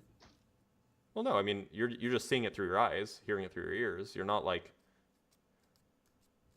Yeah. Well, I mean, that's your eyes and ears could be deceiving you, right? Yeah. I mean, we all could be. But neither you nor I believe that, right? Well, I mean, you could get into the whole argument of is everything an illusion? Yeah, but go the Matrix do you believe that? I can't firmly stand behind any belief. Do you have any beliefs? I'm really strongly agnostic, where I just can't. That's sort of where I have the beef with atheism, is that it's making an assertion, and I don't think that there's any assertion that is more valid than another. So you don't have any beliefs. I mean, like, I guess you should have just started with that, because I did. No, you said that you started with that you're agnostic, and agnostic means that you're just not sure about whether or not God exists. It does not mean I'm just not sure if everything exists. Oh no, I didn't mean that. I don't think I mean, I mean, you can get really deep into like what is existence. I mean, because we can only see through something through our human perception. But I mean, I don't have any belief that I don't have any strong belief any way in terms of our creation or our purpose. Or what do you think would ever justify a belief? What would justify a belief? I don't think there's any justifications for any belief as far as what goes beyond our physical reality. No, it sounded like you weren't even comfortable justifying beliefs for even things within our physical reality. No, I mean, I was just sort of like I was going on a mental tangent there of like, how sure can I be that there is existence? But that was just a little mini existential crisis. But no, I mean, in all like functional purposes, I believe that we exist. Okay. And do you believe that the universe exists? Yes. Yeah, okay. So like, we have good reason to think that like, chemistry is a normal thing that happens in the universe based off of our observations. Right? In the universe. Yes, and we're in the universe, so that's fine. We would expect chemistry to happen in the universe, which is where we are. Mm-hmm. Yeah. So it'd be very unsurprising that chemistry happens on Earth. Yeah, but I mean, like, if you were to believe that we were created by something, do you think that God would be in our universe? I don't see how that's relevant. The point is you asked a question about where did life come from, and I just said, life is just chemistry, and you said, well, where did that chemistry come from? And I said, well, it didn't really come from anywhere. It's just a thing that happens in the universe, because that's right. what atoms do. Atoms do chemistry. And there are atoms, Yeah, so anytime the atoms are doing anything, they're doing chemistry. and I'm saying that the process that we refer to as chemistry there could have been something beyond that we cannot see or understand. But there doesn't need to be something beyond that in order to explain what we observe. There doesn't need to be, but it'd be chemistry. reasonable that there was. Why would it be reasonable? You're just adding extra features without adding any extra explanatory power. Well, because That flies in the face of Occam's razor.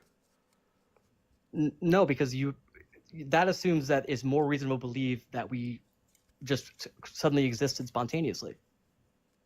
It's not not spontaneous, not and it's not we. suddenly. It's just from known physical processes, chemistry. Yes, but something had to happen initially to create the building blocks. Yeah, we call that thing the Big Bang. Yeah, but how'd that happen? We don't know. We don't know. Maybe it was God doing the Guy Fieri or the emerald spice in the pan, and that's how we got started. Yeah, but now you would have to justify. Now you would have to provide an explanation as to why that's a thing that can happen. Because saying maybe it's God is not an explanation, right? No, see that's the issue though, is that you're asking for evidence for something that you could No, not I'm asking provide. for an There couldn't be evidence. explanation. I'm asking for an explanation, not evidence. Well, I could give you 100 explanations, Okay. and all of them are equally valid. Can you give me one? There's a giant spaghetti monster that wanted to do a science experiment and created us. Okay, but that's not an explanation. You just said just created us. What actually happened? What's the explanation for how that happened? Maybe they are working with some different sort of, particles or whatever you want. I don't know the correct terminology, but any number of explanations for something wanting to have created us for some purpose. Yeah, okay. So once you have an explanation, that's great. However, for any given explanation, you have to compare it with the data that's available. As it stands right now, there is no explanation that stands up to the data. Yeah, and there's no reason to believe that that a Big Bang could happen out of nothing. I'm not making the claim that it happened out of nothing. But you are making the claim that it didn't come from some sort of creator or higher power. I'm making the claim. Personally, I lean towards the universe having always existed in one form or another. Oh, always have existed? Okay. Yeah. So maybe that's what you're talking about with the other guy with the time thing. Yep, I was. So you think there is no beginning of time? I think that there is no beginning of time. Yeah. What evidence do you think is there for that? There's a cheekily named idea in quantum mechanics called the quantum eternity theorem, which, given or under fairly reasonable assumptions, leads to this idea that the universe can be wound back in time forever. There's also this idea that the universe has always existed is consistent with recent observations that the universe's acceleration is decreasing in strength. So it seems like the universe will not expand forever and will instead recollapse. This is also justified pretty well by philosophical arguments about how time operates in the sense of eternalism. So there's I guess 3 points. But so let's say you could theoretically have the fastest spaceship ever and you can go to the edge of the universe. What do you think happens when you get to the edge? I don't think there is an edge. Then how would it be expanding? How come it doesn't have an edge? Space-time itself is getting less dense in some sense. So the universe is infinite, but the things inside of it are expanding. Roughly, yeah. I don't understand. How is that even possible? If something is infinite, how can it become less dense? It's a not particularly great analogy, but the mathematics is well defined. Yeah. So you might have to just take my word on this, that this is standard cosmology.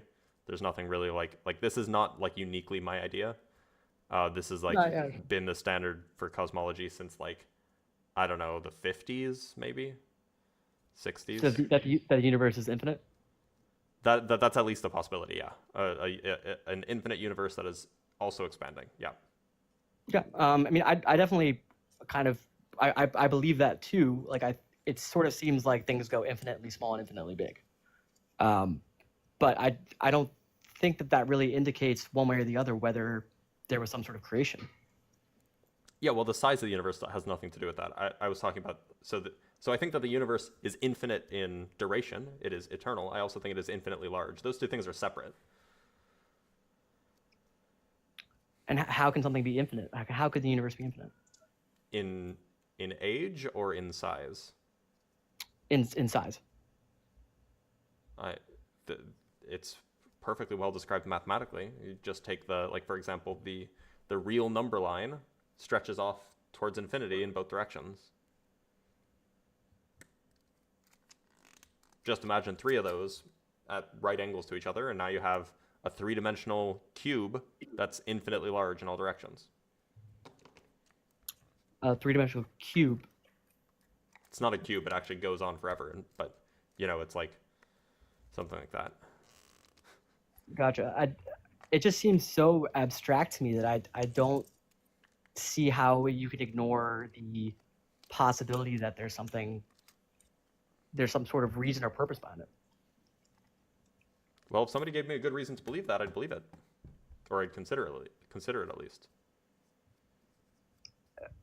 But the fact that it happened randomly is just it's still an assertion. I don't think it happened randomly. I think it's always existed. Yeah, I gotta admit that once you start getting into infinite time thing, it gets a little confusing to discuss. I'm a little bit out of my scope of knowledge here. That's fair. I guess I'll leave it there. I get where you're coming from. Definitely respect your thought process. I'm not sure that it makes sense to me that there's any reason to think that there's no purpose. Okay. Well, thanks for being here, Phil. I'm gonna let you go, but have a good one. Yeah. All right, let's bring up another guest. By the way, if you like what you're seeing, if you're on YouTube, make sure to like the live. Consider subscribing. If you're on TikTok, like the live. If we get to 100K likes on TikTok, I'll put my hair down. You guys love that. Also, I do have a Cash App in my bio. It's a cool thing to do if you want to support the live. I don't think that YouTubers can do super chats yet, but don't worry about it. We're gonna bring up a guest. Let's bring up a guest. Somebody was talking a lot of shit in the comments. So, one sec. Refresh. I don't remember who it was though. Who was talking a lot of shit in the comments? You have a question? Today's not a day for a question about quantum mechanics.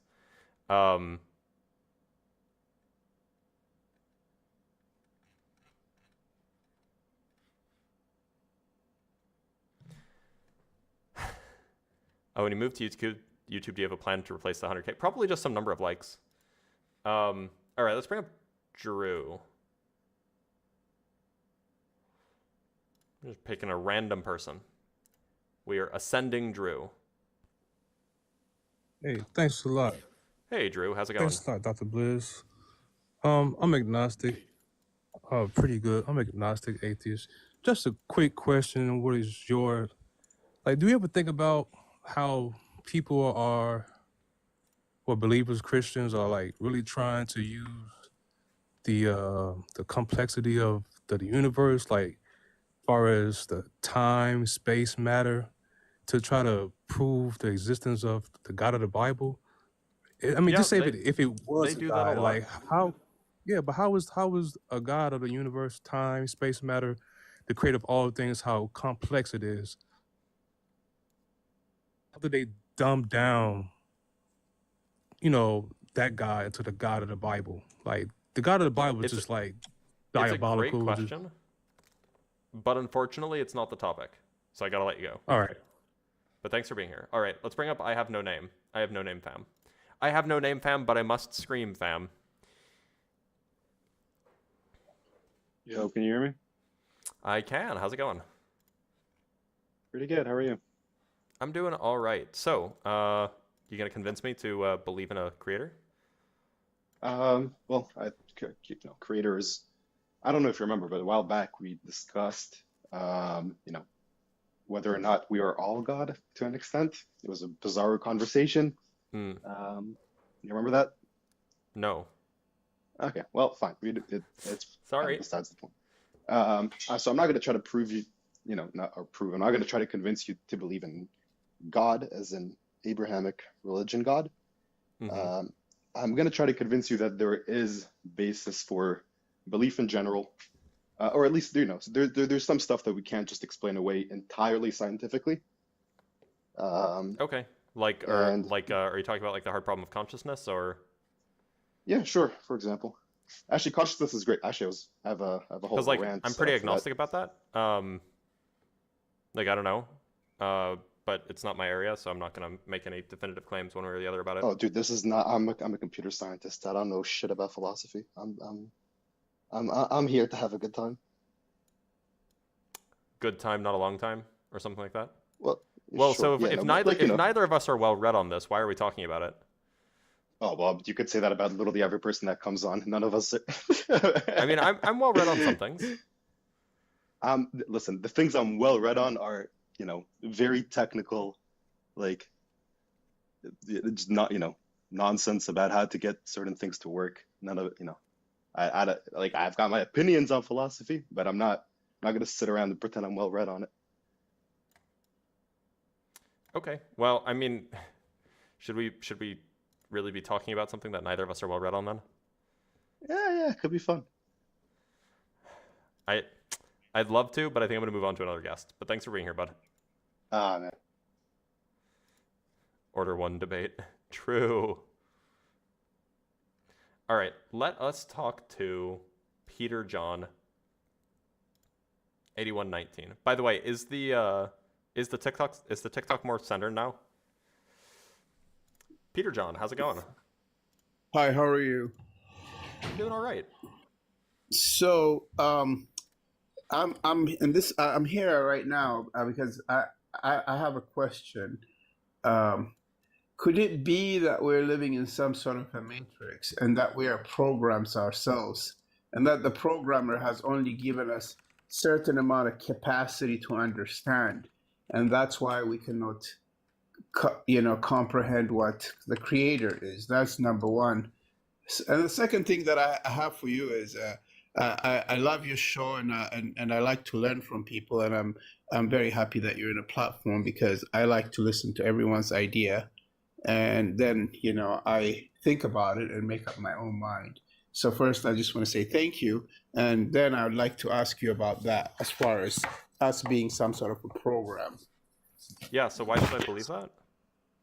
Why should I believe that we're a program? Well, because everything looks like, I mean, when I look at my biology, I look like, it seems like I'm an organic machine. Yep, with I agree. DNA and viruses being the program that programs our DNA, and so everything looks like that to me.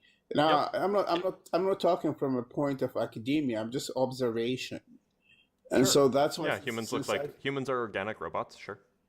So, if I'm looking at it from that point of view, I mean, it makes sense to me that this could be a program itself because, it's just reality itself. I mean, even matter is vibrating atoms, and so it just looks like that to me. I don't have any proof, but that's what it feels like to me. So that's why I'm thinking that. Why couldn't it be a natural thing? Why couldn't it arise naturally? Because the order, it's how it was created. I mean, it's just too orderly. If you look at, even the designs of petals and flowers, you can see the mathematics in them. I mean, you see that those geometry everywhere. And this, again, I'm coming from, observation point of view. So to have such order without chaotically, I don't think it's possible. I mean, it's like throwing a bunch of pennies up in the air, like 100 pennies, and all of them coming tails to get this much. And there is possibility. It's possible, right? Yeah, there's possibility. But and in fact, if you do it enough times, it's probable, right? Absolutely. And since we have infinite amount of time, and you put in that equation, there is a possibility that could be true. But that argument that you're making, as far as is there a God or not God, it is a valid argument where you're standing from, But I come from a point of view that there is a creator, And because maybe I come from a point of view that there is a creator, it seems to me that I get a lot more proof there is a creator, to me, my perception. And maybe we're creating our own reality, as everybody's creating their own reality, because to me, there's absolute proof that there is a creator. Because I see things that are like, I've seen things that humans consider a miracle, but maybe I created those because I believe them hard enough. So, but and for you, because you doubt there is a creator, therefore you don't see those kind of proofs that I see. And so maybe we are all creating our own reality. That could be a possibility as well. But yeah, I mean, listen, I appreciate your thoughts, your line of thought, and I am not here to convince you of anything, because I can't convince myself of anything. I'm just here to learn from you, and basically by learning from you, maybe I could teach you some things. That's all. Well, I can't talk. The topic today is, can you convince me to believe? So I'm going to let you go. But thanks for being here, Peter.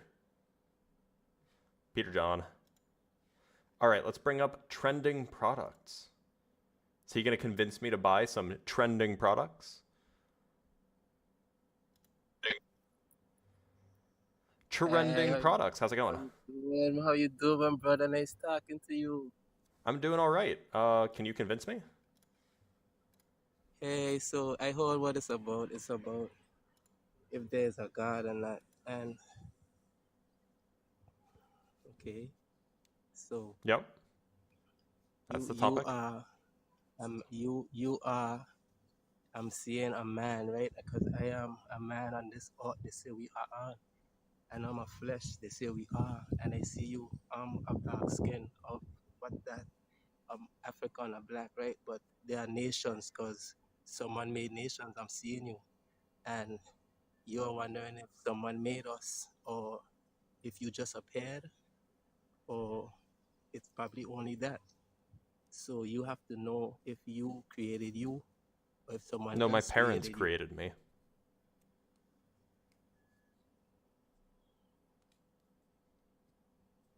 I meant like, you see what we are. If you look at yourself, like your hand, and you see that they say that this is a human, we are, right? We have fingers, and they taught us that we are humans. And what are we calling it? They say body.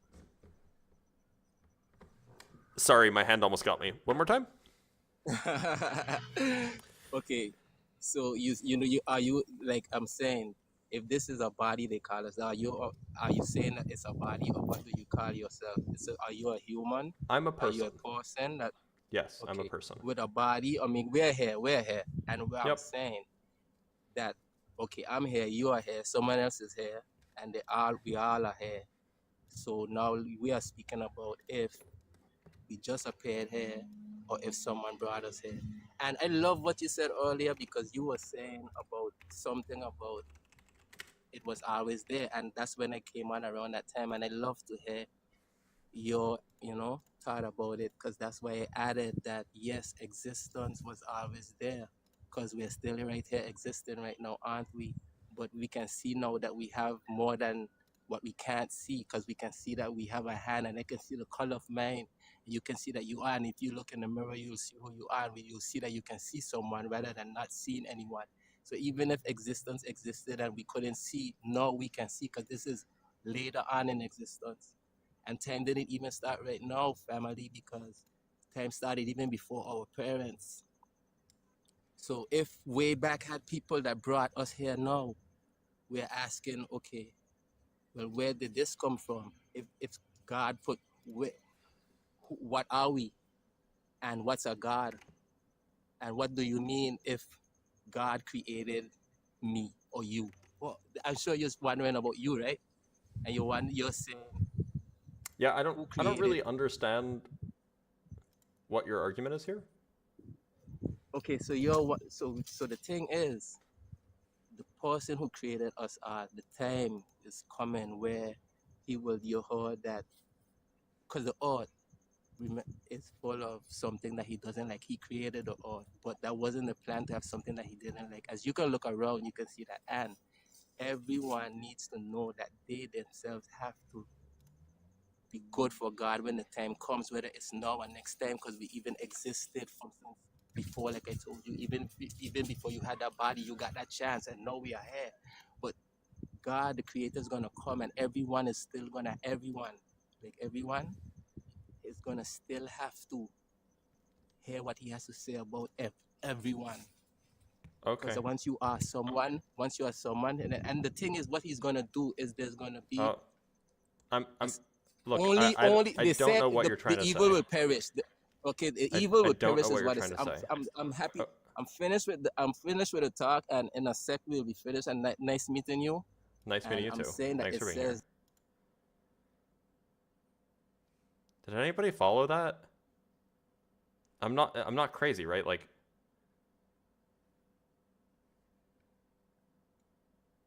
okay, it wasn't just me? Okay.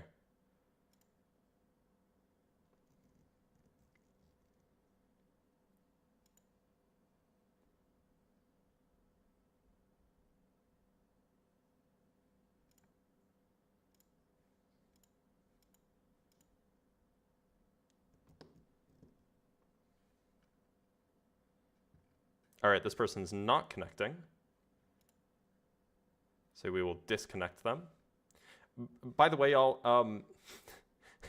at this point, in order for me to multi-stream, my computer is struggling so hard.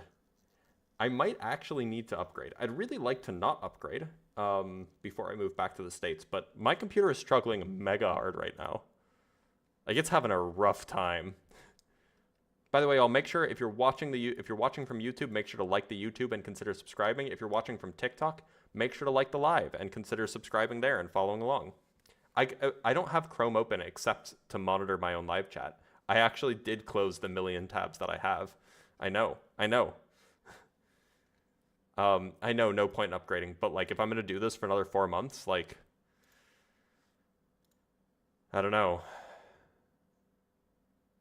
I don't even know what the specs of this computer are. And the reason why I don't know what the specs of this computer are, Toby, thank you for the galaxy. The reason why I don't know what the specs for the computer are is because I didn't build this machine. I bought it from the son of a mobster. Assumed mobster. Jay, how's it going?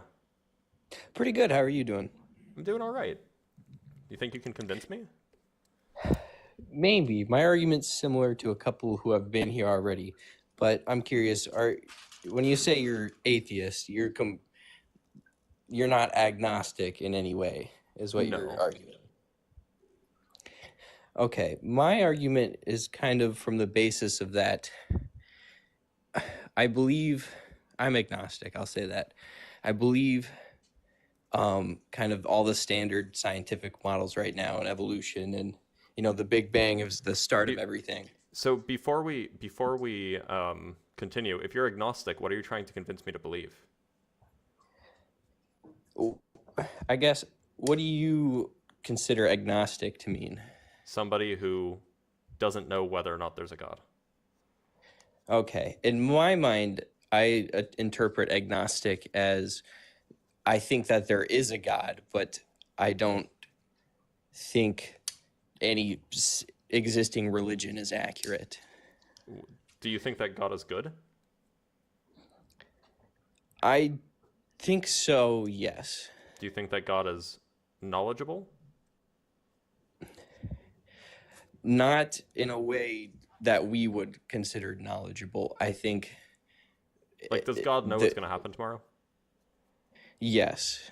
Okay. Does God have power to do stuff in the universe? Like, I don't know, like make a star go supernova or something? I would think that God would, but based on my beliefs... So you're not an agnostic, you're a theist. Okay, sure. Okay, so if you want to convince me of theism, fine. I was just very confused when you said that you were an agnostic, but you wanted to convince me of something. Fair enough. My bad on that. You're good. I guess I just see it from the perspective of certainly the universe we exist in and everything we can see and understand could happen reasonably without any God, or it could have been purely random. But I find it extremely more likely that something some god caused the creation of the universe, sort of Why to like so? a simulation theory. Why do you think that's more likely? Why should I Well, believe kind that? of the same. If you have an empty box of, any atoms, they could spontaneously create an apple in the box, no matter how unlikely. It could happen for an instant and then dissolve into nothing. It is likely, but it'd be much more likely for someone to put an apple in the box. Or if someone to- existed, then it would be more likely. I agree. But the question is right. we don't know if something exists. So we can't really say it's more likely. We don't know, but I think that the universe we live in, though infinite, I agree with you there. I think there could be more universes beyond ours, whether it's multiverse or potentially, different Big Bangs happen within the same local universe, but so far away they couldn't interact with each other. I would just call that more of the same universe then. Sure. But it's still, I think, if you gave humans billions of years and they managed to not go extinct and continually develop, I think it could be possible that we could create another universe just by advancing technology so much and harnessing and perfecting the laws of physics. Okay, it feels reasonable that if the laws of physics can be tamed and understood, you could use that to become a god of your own universe. I mean, I don't know if that's reasonable, but that's not. Is that what you think happened for our universe? I think some entity that's to our understanding omnipotent could have easily created our universe as an experiment or an act of love or whatever you want to call it. So would you say that this god was born? I wouldn't know. Do you think it is? Do you think it exists outside of physical reality? And by that, I don't just mean like our local universe. I mean like the entirety of physical reality. I'd think so, yeah. So then, how is that at all comparable to the idea where we might create our own Big Bang? Because we're in physical reality. Yes. So we wouldn't be akin to this thing that you're suggesting made us. I don't think in the form of a human, no. But I think we all have something in common that's beyond our physical being, some sort of consciousness that, if you take away every single part of a human, the brain, our ability to reason, I think there's still something there that allows us to observe and be individuals here. And I think that part, we only have a small part of that as a human, and we're restrained by our physical senses that interfere with, we really, in our day-to-day lives, live as a human in this world. So we why can only should I believe understand. that? I think it just comes down to, I feel like it feels to me extremely more likely that there was an intention behind creating the universe, behind causing a Big Bang, rather than it happening. Why should that be? Why should I believe that that's true? I understand that you believe that that's true, and Right. it seems more likely to you. What is the justification that you used to get to that idea? And if it's a good justification, I would want to believe it too, because I like believing true things. Sure. I think it just comes down to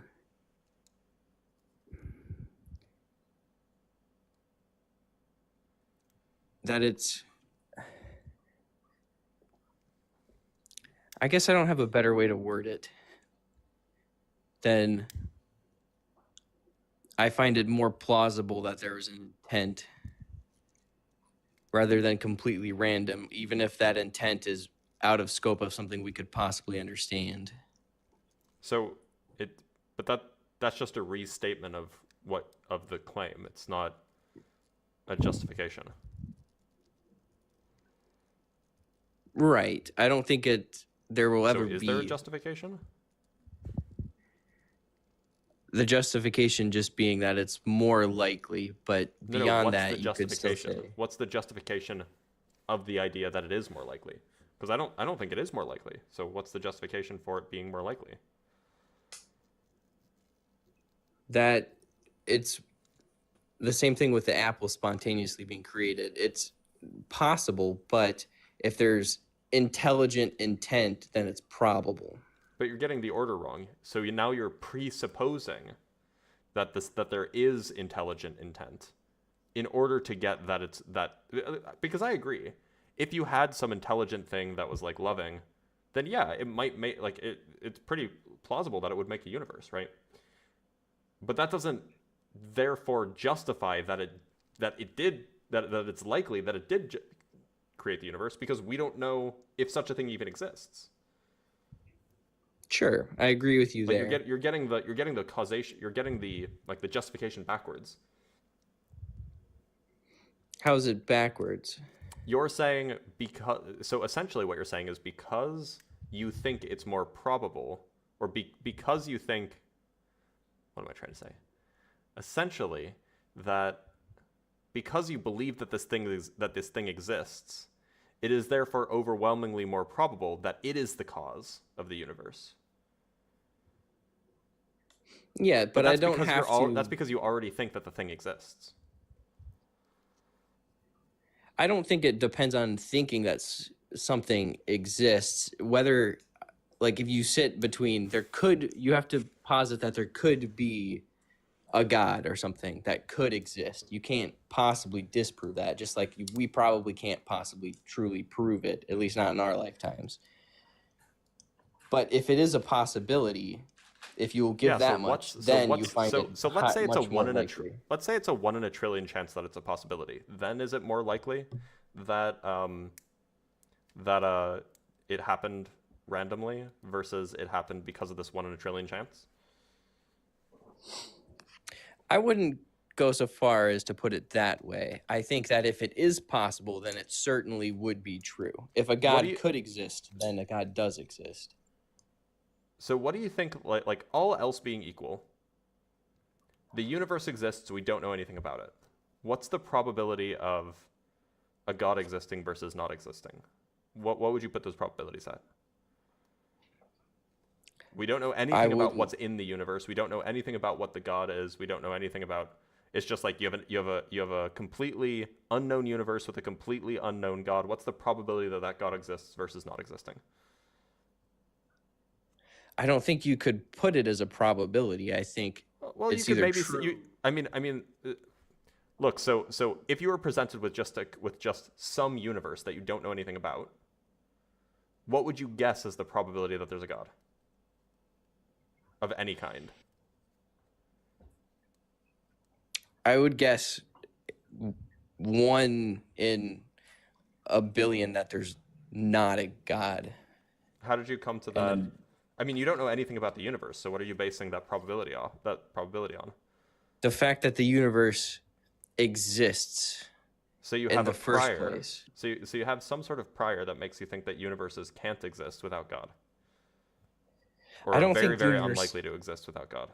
Exactly. So where does that prior come from? Because maybe this, like, you don't know anything about this universe. Maybe the universe maybe it always existed. Maybe it is filled with chaos. Maybe it's filled with chaos. Like, if the universe was filled with chaos, would you think that that's more likely that God exists or less likely?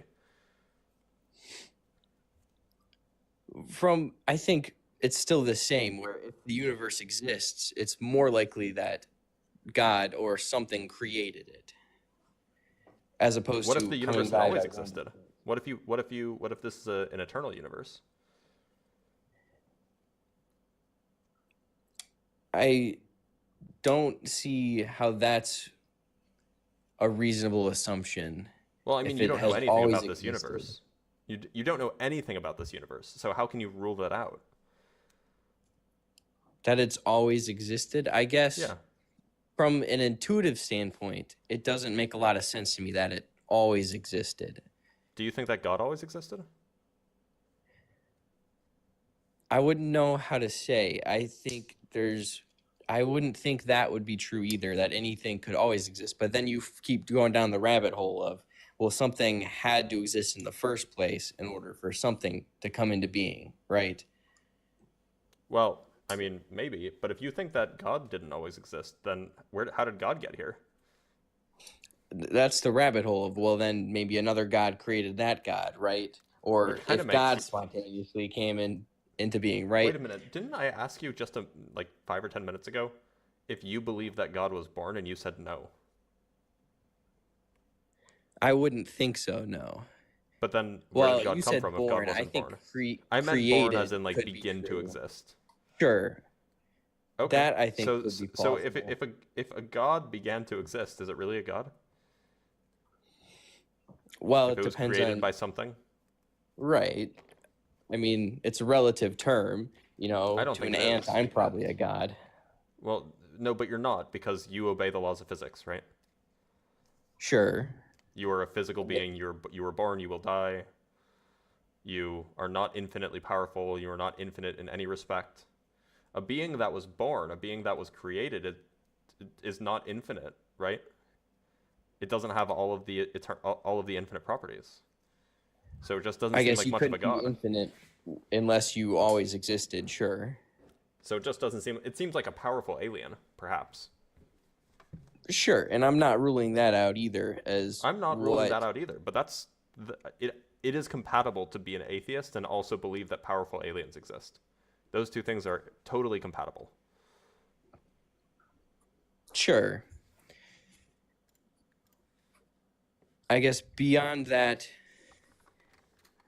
I just come back to it feels extremely more likely that there was something to create it. But I do see your point of if the universe always existed, then in that self, the universe is God there for being infinite. No, the universe isn't God. Just because something always existed doesn't make it God. That might be a prerequisite for being God, but there are other prerequisites for being God, right? I don't know. I think God is something of concept that we came up with as thinking beings. So let's say our universe has always existed. Do you think that would you think that there's a God then? If our universe had always existed, I would still be biased to thinking that there might be a God. But if it had always existed, I think that would be the most likely case that there would not be a God. But having always existed, it's hard to wrap your head around that. Of it was just always there, nothing. There's no start to it. I don't. But then again, I mean, I agree. It's hard to wrap your head around, but there are a lot of things that are true that are hard to wrap your head around, right? It's hard to wrap your head around quantum mechanics, but that doesn't mean quantum mechanics isn't real.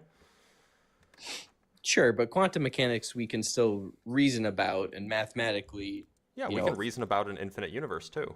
There's no problem there. You can to an extent, but not to an extent. You absolutely can.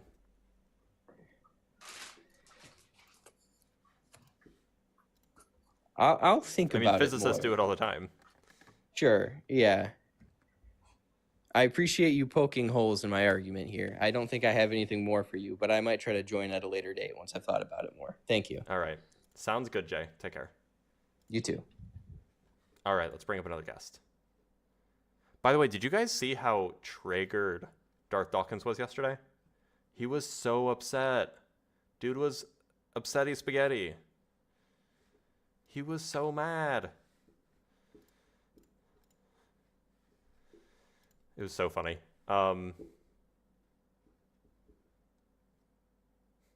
He was mad about me, Ian, and Justin's live. No, on his own live. He was talking about us. All right, Carson is currently teacupped. Let's bring up Archie. Deborah, if you think that you can join, there's you don't have to use TikTok in order to join. There's a link in the description which won't take you to TikTok. You can just join and we can talk about it, Deborah. Will you still be able to use TikTok when you move back if you have a check phone? I don't have a check phone. Right, I have an American phone. I got my phone in the United States.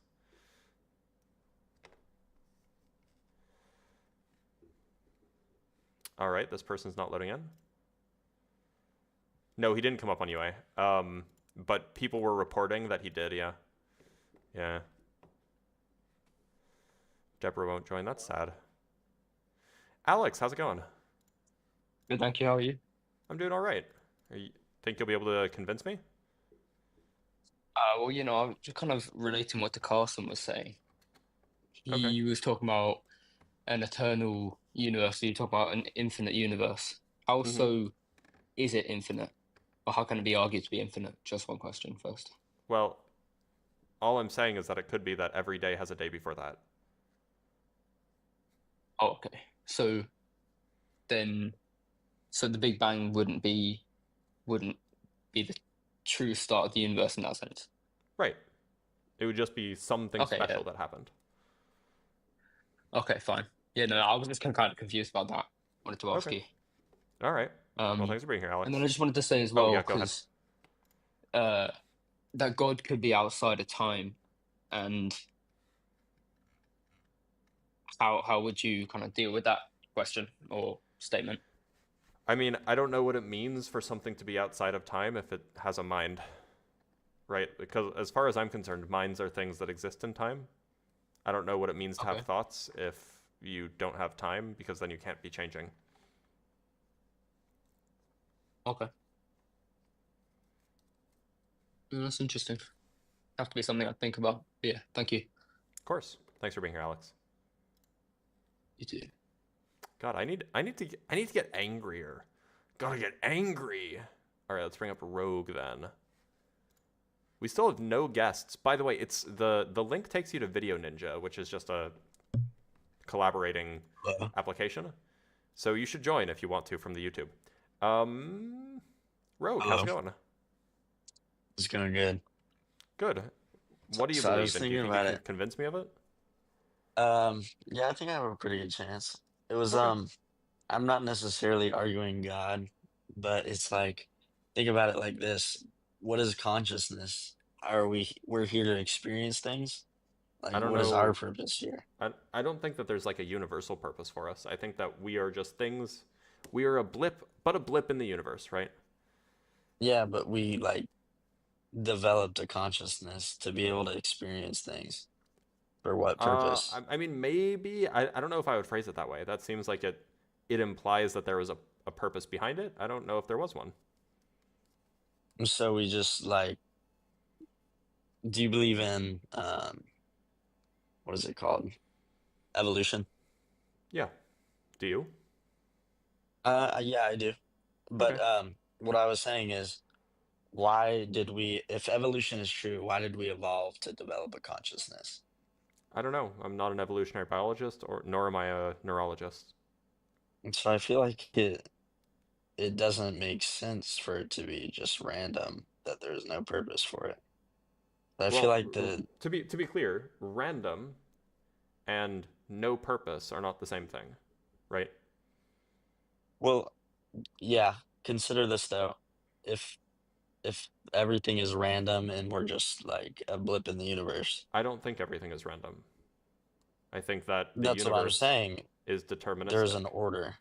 Like you can learn, like, for example, math, that was to help understand the universe. Mm-hmm. So if it's like a systematically made universe, like you can learn and expand your knowledge and prove like physical things, then it seems like there's gonna eventually be an endpoint to that. What do you mean an endpoint? It's like a point, like instead of infinity, it just sort of like ends, like you find out the reason for everything. Why? Why do you think that? I just I don't know. I feel like it's a curiosity thing of being conscious. Well, I mean, I agree that humans are curious. I don't know why that would mean that there's an end to knowledge. Well, I mean, I guess we'll never know because I don't know. I guess we'll never know because we don't live in long enough. That's Like, true. we don't live long enough to learn everything. So I feel like there's no way to know ever, which is interesting because then you can't prove that the universe is infinite and you can't prove that God exists. So it's kind of paradoxical. Well, in principle, you can prove that the universe is infinite. That's like a thing that you could, in principle, do, right? Well, Like in principle, I mean, I guess, but not really, because if there's an observable universe and we can't see past that because of the redshift, then yeah, no, there are other ways to determine that the universe, like the total topology of the universe, without seeing the whole universe. yeah, but that's just in the observable universe. No, I I'm saying mean, of the so whole like universe, not we the can't. observable universe. There are other ways to How would determine you? the How would topology. you? For How would example, you if you do can that? measure I'm curious. the curvature of the Earth, then you can also measure some sort of topological obstruction and find that they're both zero. Then you would find that actually the thing is. But isn't that assuming there's only 3 dimensions? I guess, yeah, but there are 3 big dimensions anyway. There might be more small ones, but those don't really matter for the argument I'm making. That's what I'm saying. If there's multiple dimensions, then you can't like factor in everything. So is your, like is your argument that science is wrong sometimes and therefore God might be real? Is that the argument that you're trying to use to convince me that God's real? I don't think it was like a trying to convince. I just Well, that's what the that background God's says. real. The background says. Well, yeah, no, I know. Can you convince me? But I think it was more of like just something to think about. Okay. Instead of me trying to convince you. That's all I have. I'm not gonna lie. All right. Well, thanks for being here, Rogue. Yep, appreciate it. Where are all of the people who have a big old cross in their name? Why aren't they joining the guest box?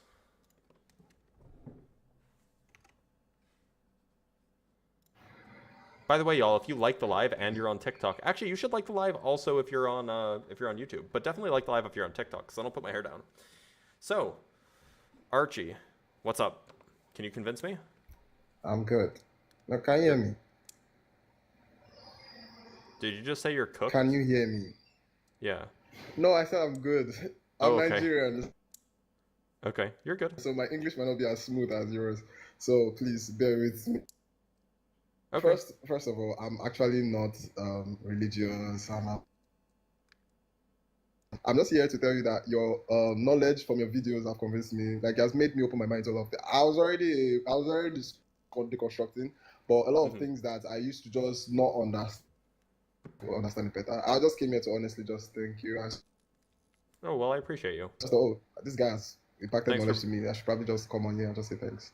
So that's just Thanks for being here, Archie. I appreciate that. Have a good one.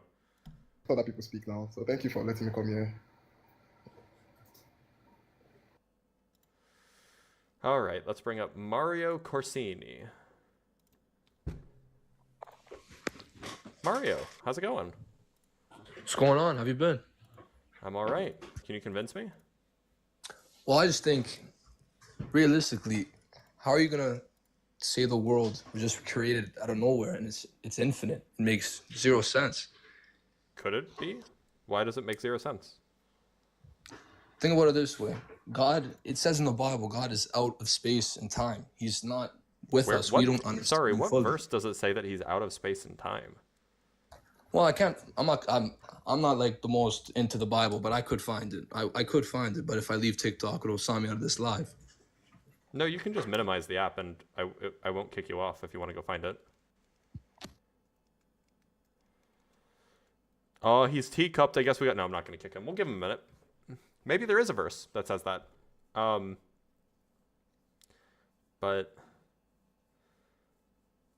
no, I mean he's probably going to go and find it, right? I'll give him some time.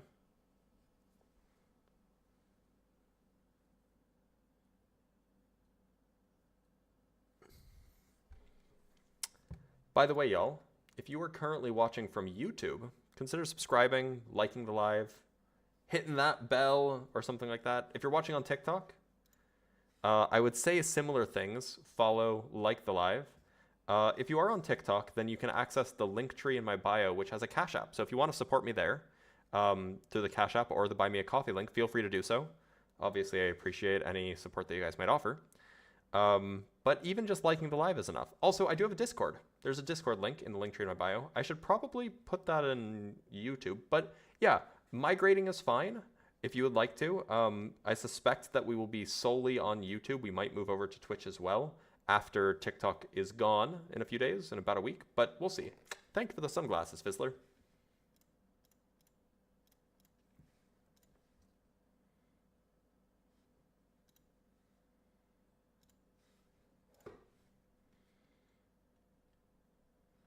YouTube is going to be easier. We're just waiting on Mario, and then you can join up, Colin, after Mario's done.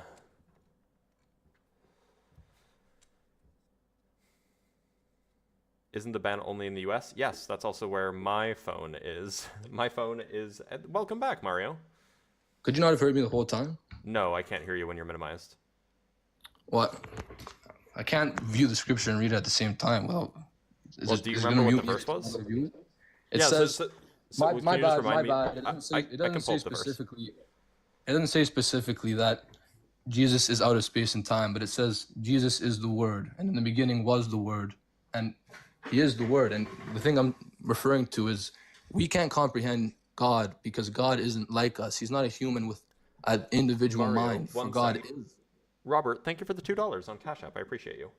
So the whole thing about him, different, yeah, right. So the whole thing about him being outside of space and time, that's not in the Bible, right? Well, it doesn't say specifically he's out of space and time, but it says we can't fully understand him to our knowledge. So therefore, why did you say that he was out of space and time? Pardon me? Why did you say that he's outside of space and time? Well, my bad. It was a point when I was like, okay. And let me further explain. Sure, go ahead. Because if you believe the infinite, this world is infinite. Okay, I'm getting nervous now. I'm in front of 500 people right now. Fuck's sake. It's okay. Just don't. It's 620 by the way, but don't worry about them. Just worry about me. If God created space and time, He has to be outside of space and time. And if the world is infinite, how can it be infinite? If there was, you believe in the Big Bang. I'm assuming since you're an atheist. Yep. So how would you believe in the Big Bang if it's infinite? Before the Big Bang, there was more stuff. There was more stuff before the Big Bang. Which makes no sense because the Big Bang is two atoms chilling in the universe, and they collided and created what we are now. So what's before those two atoms? Mario, where did you learn that that's what the Big Bang is? The Big Bang scientifically says it's two atoms Mario, that's colliding. Not my question. Where did you learn that? I've seen a couple TikToks here and there. Okay, were any of them from scientists? Yeah, a few actually. Okay, can you tell me the name of the scientist who said that? Because I need to go give them a talking to.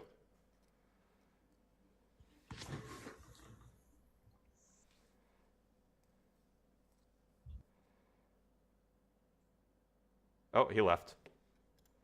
Well, okay, that's kind of funny. Just for the record, for anybody who doesn't know, the Big Bang is not two atoms that collided. We have a guest from the Video Ninja. So we are going to bring them on.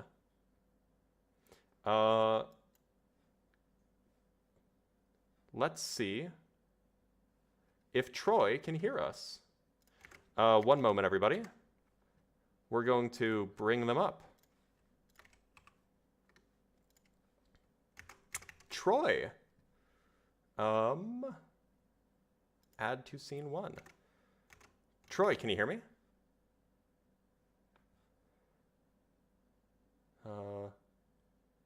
Troy?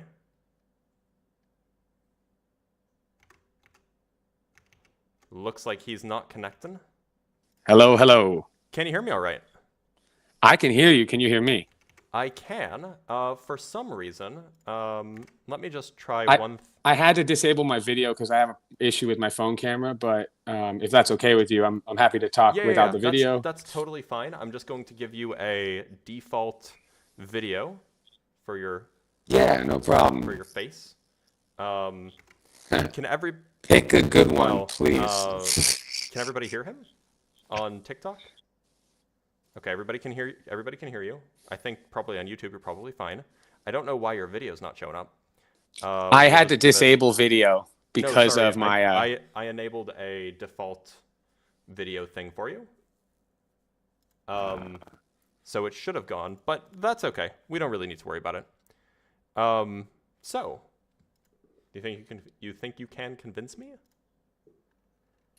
Well, I don't, I'm confident in my position, and I'm sure you're confident in yours. And first off, I appreciate you taking the time to chat with me. And, is my argument going to be convicting to you? Maybe it will, maybe it won't. But I think it'll be a good discussion either way. Fair. So if you don't mind me asking, so you're an atheist and you're looking to be convinced of. There we go. Probably a little bit better. Yeah. Perfect. Okay. And I guess my first question for you would be just to kind of understand. Do you believe in objective truth? Like that objective truth exists? I don't know. I mean, I think that there are facts of the matter about the universe. I don't know what you mean by objective truth, though. Do you mean like some like principle that exists outside of minds?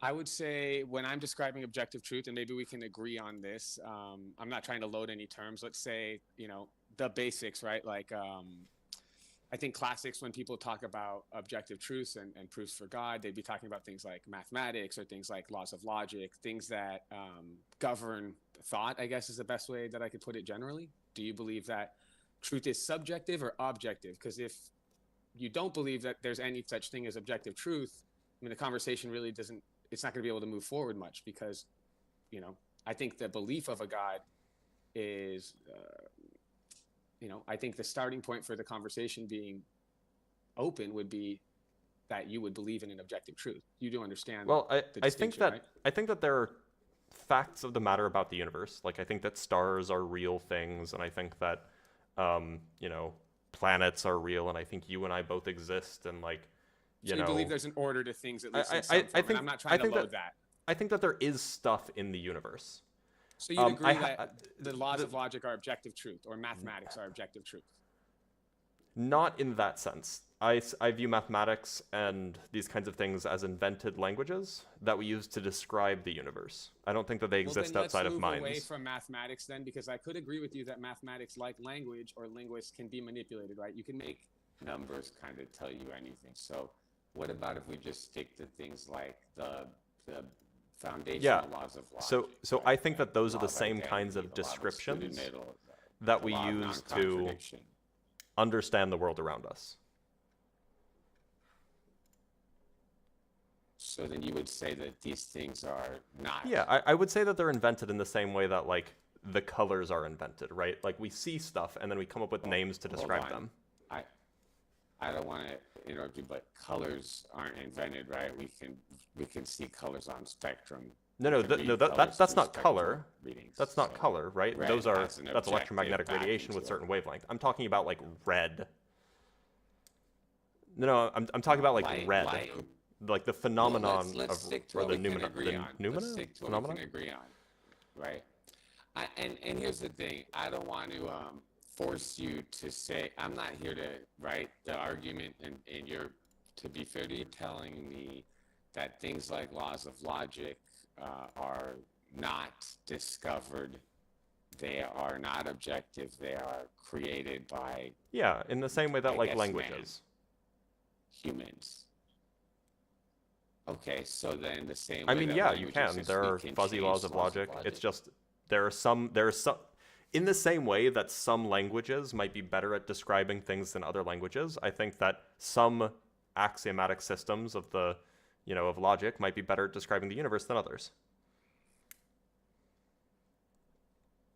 Well, we can wait for axioms, because I don't believe the laws of logic can be changed. So something can be and cannot be at the same time. The law of so you can work under that axiomatic system where you have non-contradiction doesn't hold. But I don't think that that's a good description of the world that we live in. Can you tell me something that Did you hear what I said? That is and is not at the same time? Well, no. So your question suggests you didn't hear what I said. Can you tell me? Okay, well then maybe clarify. Yeah, so I think that some axiomatic systems, and the laws of logic are an example of an axiomatic system, better describe the universe than other axiomatic systems do. So the three classical laws of logic are pretty good at describing our universe. So that's why we use those most of the time. But there are other axiomatic laws of logic, or other axiomatic systems of logic, like fuzzy logic or trivalent logic, or some of these other like intuitionistic logic. Like these other axiomatized versions of logic are applicable in other scenarios, just not very many, and they're usually very abstract. Okay.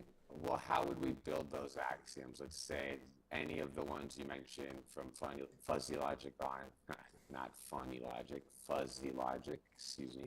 How would you we just build a, you just how would we write craft, you just say, write down a one of proposition those and declare it to systems? be true, and that's one of your axioms. Yes, but in order to write down a proposition, we would first have to make No, an observation, propositions right? propositions In don't order have to be based create on, a proposition. observations, especially not mathematical ones. Yeah, so a proposition is Explain just yourself. an object and a predicate, right?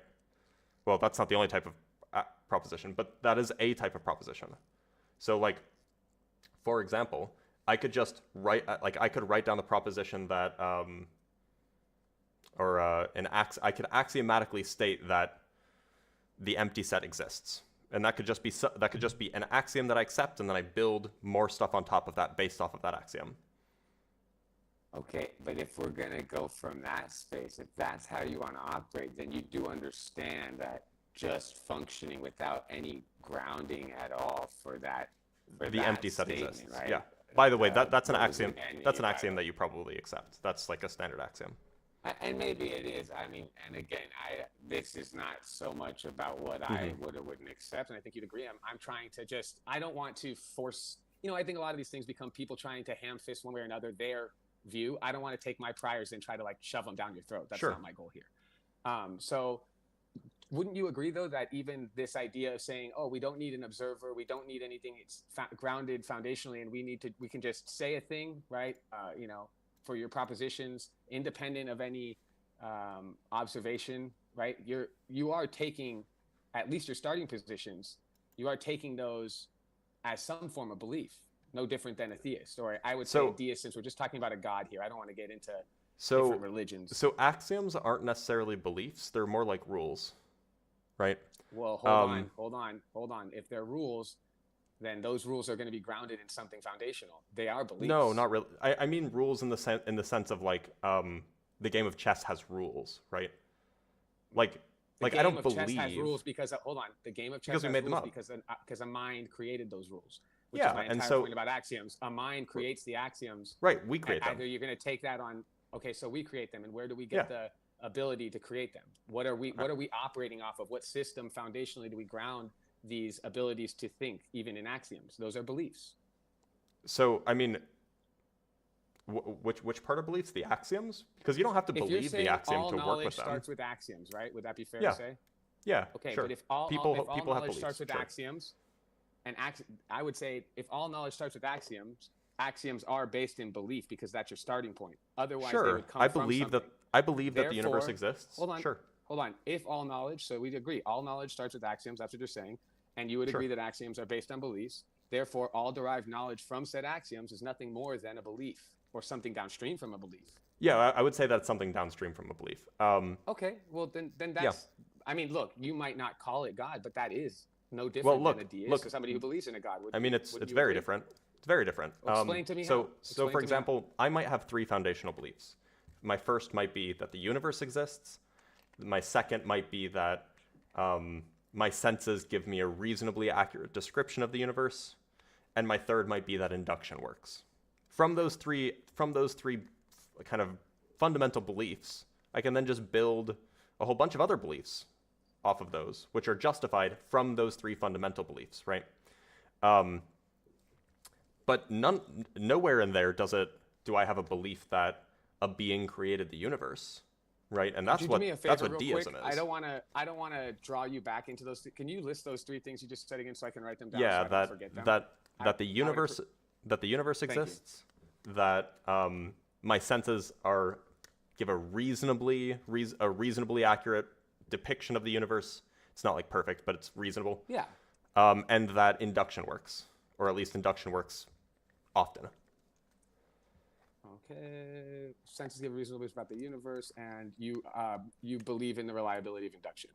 Yeah. Or let's just not even say belief. That's not fair to you. Let's just say we'll just keep it dry. The reliability of induction is your third. Yeah, it's typically reliable. Okay. I mean, first off, I mean, and I'm sure you know this. You seem like a smart guy. I mean, you do. Are you familiar with Hume's problem of induction? Yeah. Okay, so. Yeah, I mean, like, yeah, you just have to accept that it's a thing. I know, but if you just accept that it's a thing, then that's just you being arbitrary, and then I can just say God's a thing, and there should be no issue with it. You wouldn't have a problem with that, right? Well, I just wouldn't believe it. I wouldn't believe you. Well, you don't. So, like, you wouldn't believe successfully it, but have you convinced don't believe me. It. Hold on. Well, that's fine, obviously, but I'm just trying to clarify something. Somebody claiming that God is real would be just as justified as your position as saying these things just exist. The only difference is the deist. Hold on. The only difference is the deist would have they could move back one more step than you and give an explanation. You might not like it because you'd say it's arbitrary, but I'm also saying what you're saying it just exists is arbitrary. Well, you might say it. I'm not assuming. Yeah, no. One might say it's it arbitrary. would be equally well founded if there weren't problems with those beliefs, and depending on which. It wouldn't be equally well grounded. Hold on, it would not be equally well grounded because one person, the deist, can move back a step and ground all those things in a mind outside of time, space, and matter, as opposed to the atheist who would just say they just are. So one would be more arbitrary than the other. God well, I don't think that's true. Time, space, I mean, matter, your thing is much more complicated, right? Complicated doesn't mean whether or not it's true. I mean, axioms are more complicated than objective truth, but that doesn't mean they're not true. No, my point is to say that one is simpler or more arbitrary depends on how complicated the thing is. No, right? I didn't say it was simpler. I said that a deist can move back one more step and explain where these things came from. The atheist has to say they just are. That's the position you're in. You're stuck at that point, or you can go back into infinite regress. But you and I both know, you're a smart enough guy to know, if we go down the path of infinite regress with axioms, then I'm going to move to a first mover type argument. And I don't have a problem with infinite regress, by the way. Well, I know you don't. You're an atheist. No atheists care about infinite regress because they can't answer the question. What and question? That's okay. I mean, What's the question? I'm not even. Well, I'm saying I think we would agree atheists don't concern themselves with an infinite regress because they can't fundamentally answer the question of infinite regress. And that's well, I don't think that there's a problem there.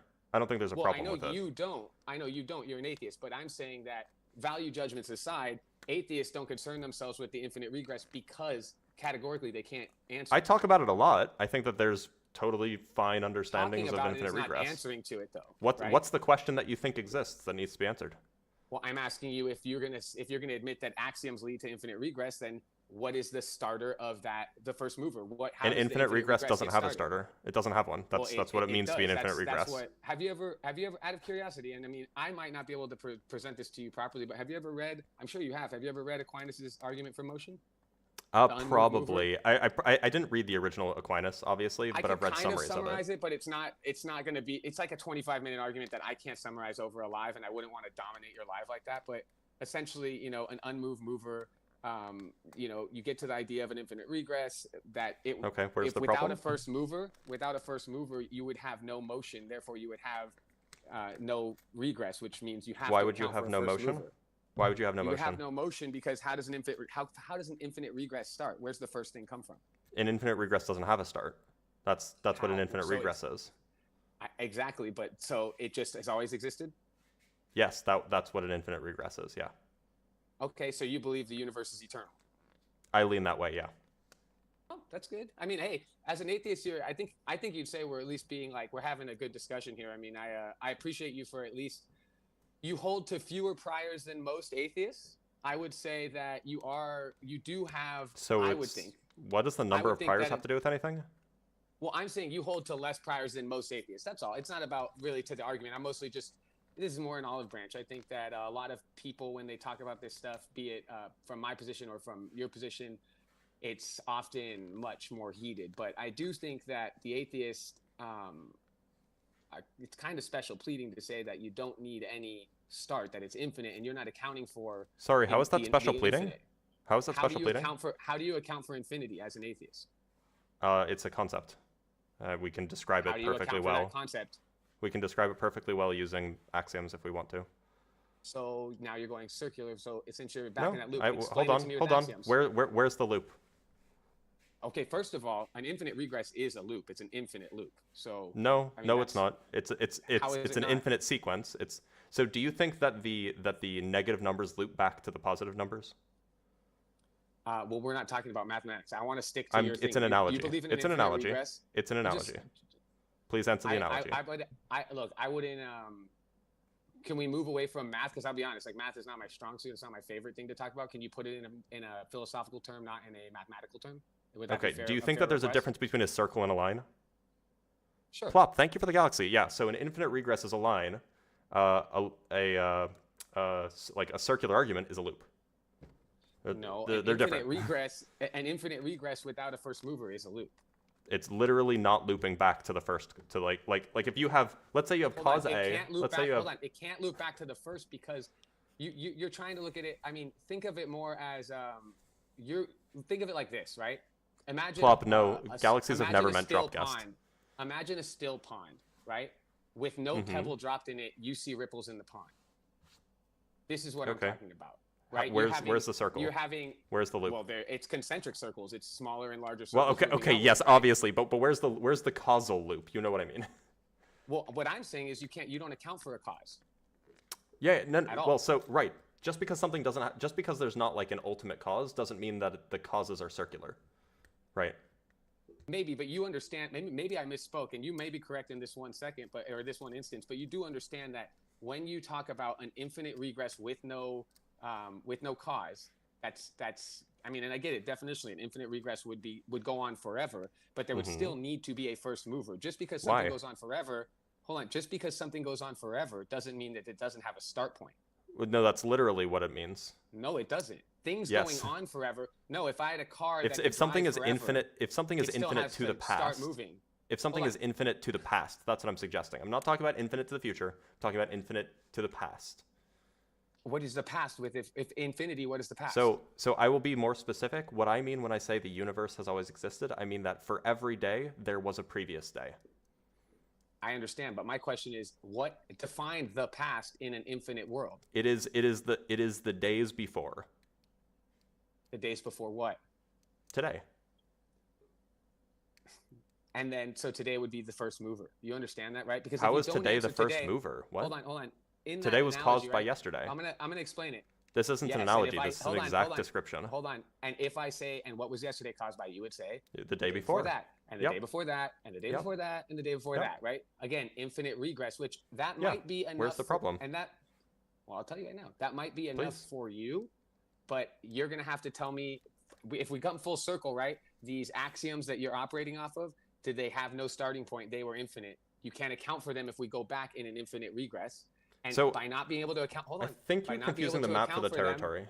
I think you're confusing the map for the territory. But right. You can't. When I say that we can describe. I know this is. Hold on. This is an important thing. Look, you've been interrupting me a lot. You've been interrupting me a lot, and you're confused on my position here. That's fine. It's fine, but you're confused about my position. You're confused about my position. I'm just going to clarify. Okay, go ahead and finish, and then I'll clarify. But I can assure you that your point will just be confused. Maybe it will be, but I want to finish the point. The whole point I was making is that the problem with an infinite regress, right, is you can't justify, ground, or account for the usefulness of these axioms outside of a belief, which is no different than the deist. Yeah, so it might be the case that neither I nor a deist can justify our foundational beliefs. Are you familiar with Agrippa's trilemma? Nope. Okay, so Agrippa's trilemma was attributed to Agrippa, even though he never said it.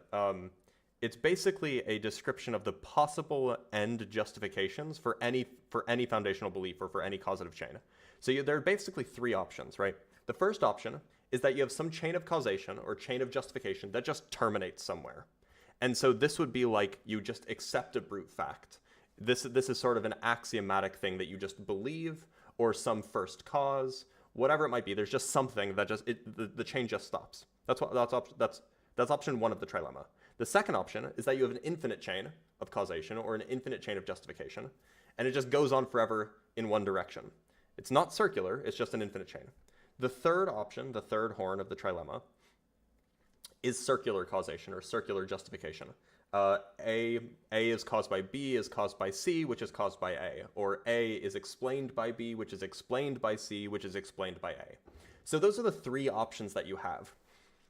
And so what I would absolutely agree that my foundational beliefs just terminate. They just terminate at the universe exists, my senses are somewhat reliable, induction is somewhat reliable. It just terminates at those three beliefs. I don't have anything more foundational than that. Now, any belief that you might have, or any belief that a deist might have, has to be one of those three. It'll either terminate, typically at there exists a God with such and such properties, or you'll end up with an infinite regress of justifications, or you'll have a cyclic set of justifications. In either case, none of us have ultimate justification for really anything. So you might say that, yeah, your worldview is just as good as mine, and then I would say, okay, well, you haven't successfully convinced me that I should believe in a God because your worldview is no better than mine. On the other hand, what I would say is that there are some views of God, I don't know what your view of God is, but some views of God certainly are less convincing because they include contradictions, for example. And so then we can say, well, that's certainly not the case because this perhaps axiomatic system leads to a contradiction down the line, and we don't want to believe that.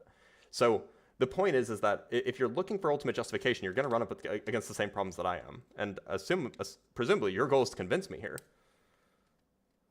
I don't want to cut you off. Are you done? I'm done. I appreciate the explanation, and I will look into Agrippa's trilemma. I actually had never heard of that title, but the things you're speaking of, I am a bit familiar with. I would only say that one, have you heard, I'm sure you're aware of the principle of sufficient reason, yes? Yep. So everything that must have a reason or explanation for an existence, either in itself or something else, brute facts. You would agree with me that brute facts and the concept of brute facts violate this principle by claiming that something exists without explanation. You do agree with that? Yep. Okay. I don't accept the PCR by the way, or the PSR by the way. At least I don't accept it in its strong form. I don't. Yeah, and I don't. I think that's fair. I don't think you do either, by the way. Oh, I do. Does the PSR have a sufficient reason? Well, hold on. Before we go and you try to... I think, to be fair right here, you asked me to convince you. I'm not really here to answer any questions. I'm here to ask you questions to see where your beliefs are grounded. If I was holding alive and you jumped on, I would totally have to answer that. And maybe at the end, I will. But, my point is, when you take into account, right, you brought up, was Agrippa's trilemma, right? Just the idea of brute facts. It's AGRIPPA, just so you can look it up later. Yeah. I looked it up. I have it written in my notes. I don't want to. Okay. I want to look it up. I want to always. I'm sure you could agree with me. I was listening to some of your live. I don't probably strike you as someone who's just like, well, because there's a man in the sky and I believe it, so that's that. I am. I came from an atheistic position to my theist position now. But enough about me. I would say, if we're gonna acknowledge the principle of sufficient reason, you understand it, I understand it, you may not accept it, but you do agree and you accept that brute facts violate this principle by claiming that some things exist without explanation. And I would only ask you, why stop at brute facts? Why, and I'm asking you that as a question that I would wonder why you don't ask yourself that. You seem very smart. You seem like you're very inquisitive on this. So why stop at brute fact instead of seeking a deeper explanation? When you invoke brute facts, it kind of halts inquiry, and I think the atheists, especially you... Sorry, one sec, my headphone's dying. Sorry about that. 1 sec. It's on my end. I just need to charge my other... No I problem, swap man. out the ears one at a time so that they're always charged. Totally fair. Totally Can you fair. repeat what you were saying? So yeah, I'm saying that, taking into account the principle of sufficient reason, you don't accept it, fine. That's why you believe in brute facts, obviously, because if you can't hold brute facts and accept the PSR because brute facts violate the PSR. So my question to you as the atheist, why stop at brute facts instead of seeking a deeper explanation? Because it seems to me that invoking brute facts halts inquiry, right? And it's arbitrary, and it leaves fundamental questions that you would need to explore on your own in order to be convinced. Because let's be fair, no atheist who's truly thinking about the thing is going to be convinced by someone else. I'm here to prod and understand, and maybe hopefully, and this is going to sound very Christian, right? Plant a seed. But yeah, no, go. I want your seed. Why be arbitrary and why halt inquiry? You seem very smart. You seem very pursuant to truth. Look, so the way I see it, any deeper explanation is either, like this is Agrippa's trilemma, I will either end up at some other brute fact, or I will end up in an infinite chain of justification, and then that'll never end. So but I mean, there's not another option. Okay, but this is the important thing. And what was your name again? I don't even think I got your name. You can call me Blitz. Blitz, cool. So Blitz, I would ask you then, one, you have two questions here that you can explore. One, you're assuming brute fact, which again, that's a belief. It's an axiom. It's a starting belief, no different than God. Okay. Yep. And you're also hand waving away infinite regress, which is a question you know, smarter, you know, people that came before us, philosophers, good thinkers, you do this. I assume you make some money or you spend enough time on it, even if you don't make money, right? You either do make money doing this, or you're so passionate you do it without caring about money. But these are two huge questions that you could explore and ask deeper philosophical questions about it. Brute fact is not justified. Don't you want to believe justified? Like, don't you want justified true belief? I mean, I'd love to. There is, by the way, there is this notion that are you aware of phenomenological conservatism? Do you know what that is? I know. I've heard the term. I'm not an expert in it, but yeah, I'm aware of it's really straightforward. And so the axioms that I adhere to just come from phenomenological conservatism, right? That's all they come from. That the universe exists. It seems like it exists. Don't believe anything. Yeah. So no. Sorry. Phenomenological conservatism is just that things that seem true that the fact that something seems true gives you at least some justification that it is true, absent other information. So it seems like it's true that the universe exists. So that's some justification, even if it's not proof. It seems like it's true that my senses are reliable. So that's some justification. And it seems like it's true that induction works. So yeah, that's a level of justification. It's not completely unjustified, right? I understand that it's not completely unjustified, but what I'm saying is that, and this comes back to my point earlier about your priors, and I'm not a Bayesian or anything, right? But you do hold at least one prior with regards to brute facts, and I think that's why when you look into things like deism or a god as an argument, I think that might be why you're coming to an unsatisfactory end, because you are starting with this idea that brute facts exist. And I'm pretty satisfied with my explanations, by the way. Well, no, I'm not saying your explanations don't satisfy you. They would if you hold to those priors. I'm saying that when you step up to the precipice, you're coming over that mountain to look at the God question, you're unsatisfied with the explanation through God. And what I'm telling you is that's because you're holding to these priors of things like brute facts, of things like, oh, infinite regress is no problem. And what I would challenge you is I would challenge you to consider that you are being a little bit arbitrary, maybe not as arbitrary as others. And I think that... Where'd he go? Did he just disconnect? That wasn't me. My hands were here the whole time. Didn't disconnect. I didn't disconnect. I got a call. I apologize. Okay. Where did you lose me, bud? I would not just run away and do that to you. We were having a great conversation. No, you're good. You're good. No, I just thought something happened. It was very heartfelt. He's like, he's gone. Yeah. I was saying go ahead. That all I would challenge is like, look, I think the two things that you're holding to as priors, maybe even one, is the brute facts thing. And I think the kind of hand wave, and I don't want to hate, I'm saying hand wave in the common sense, not trying to, load that.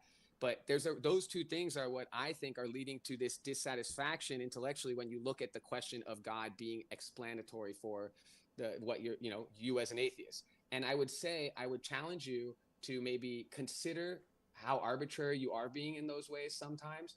And I would challenge you to ask yourself, is it, are brute facts really worth holding on to when they are arbitrary and they don't offer intellectual satisfaction in what you're looking for? Because I think that is what, when it comes to smart people who can have conversations like this with you, and I do believe in a God, I would say that there is an intellectual satisfaction in continuing to go deeper, because once you accept a deist God, then there's even deeper philosophical questions you can sink your teeth into.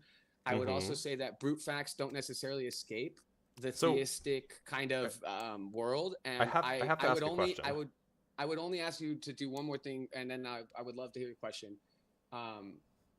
It's just overall, I would just implore you to explore the idea that brute facts do stop. They're arbitrary, so they stop inquiry. And I think you're smart enough to. Okay, you can. Go further the glazing is fine. I'm gonna ask my question. It's not glazing. It's not glazing. I'm just saying. It's a little glazing. Intellectualism it's fine. Shouldn't just be stopped by arbitrarily. It's not stopped. Don't worry. So let me ask you this: Where do you think? Which of the horns of Agrippa's trilemma do you think is the ultimate justification for the universe that we live in, and so on? Which of the three horns that I listed? Can you ask the question in a different way? I'm kind of confused by the way you worded that. Right, so you think that we should reject brute facts and instead dig deeper, which sounds to me like you're not disregarding. It sounds to me like you don't think that we should justify our beliefs from the first horn of Agrippa's trilemma. We should use one of the other two horns.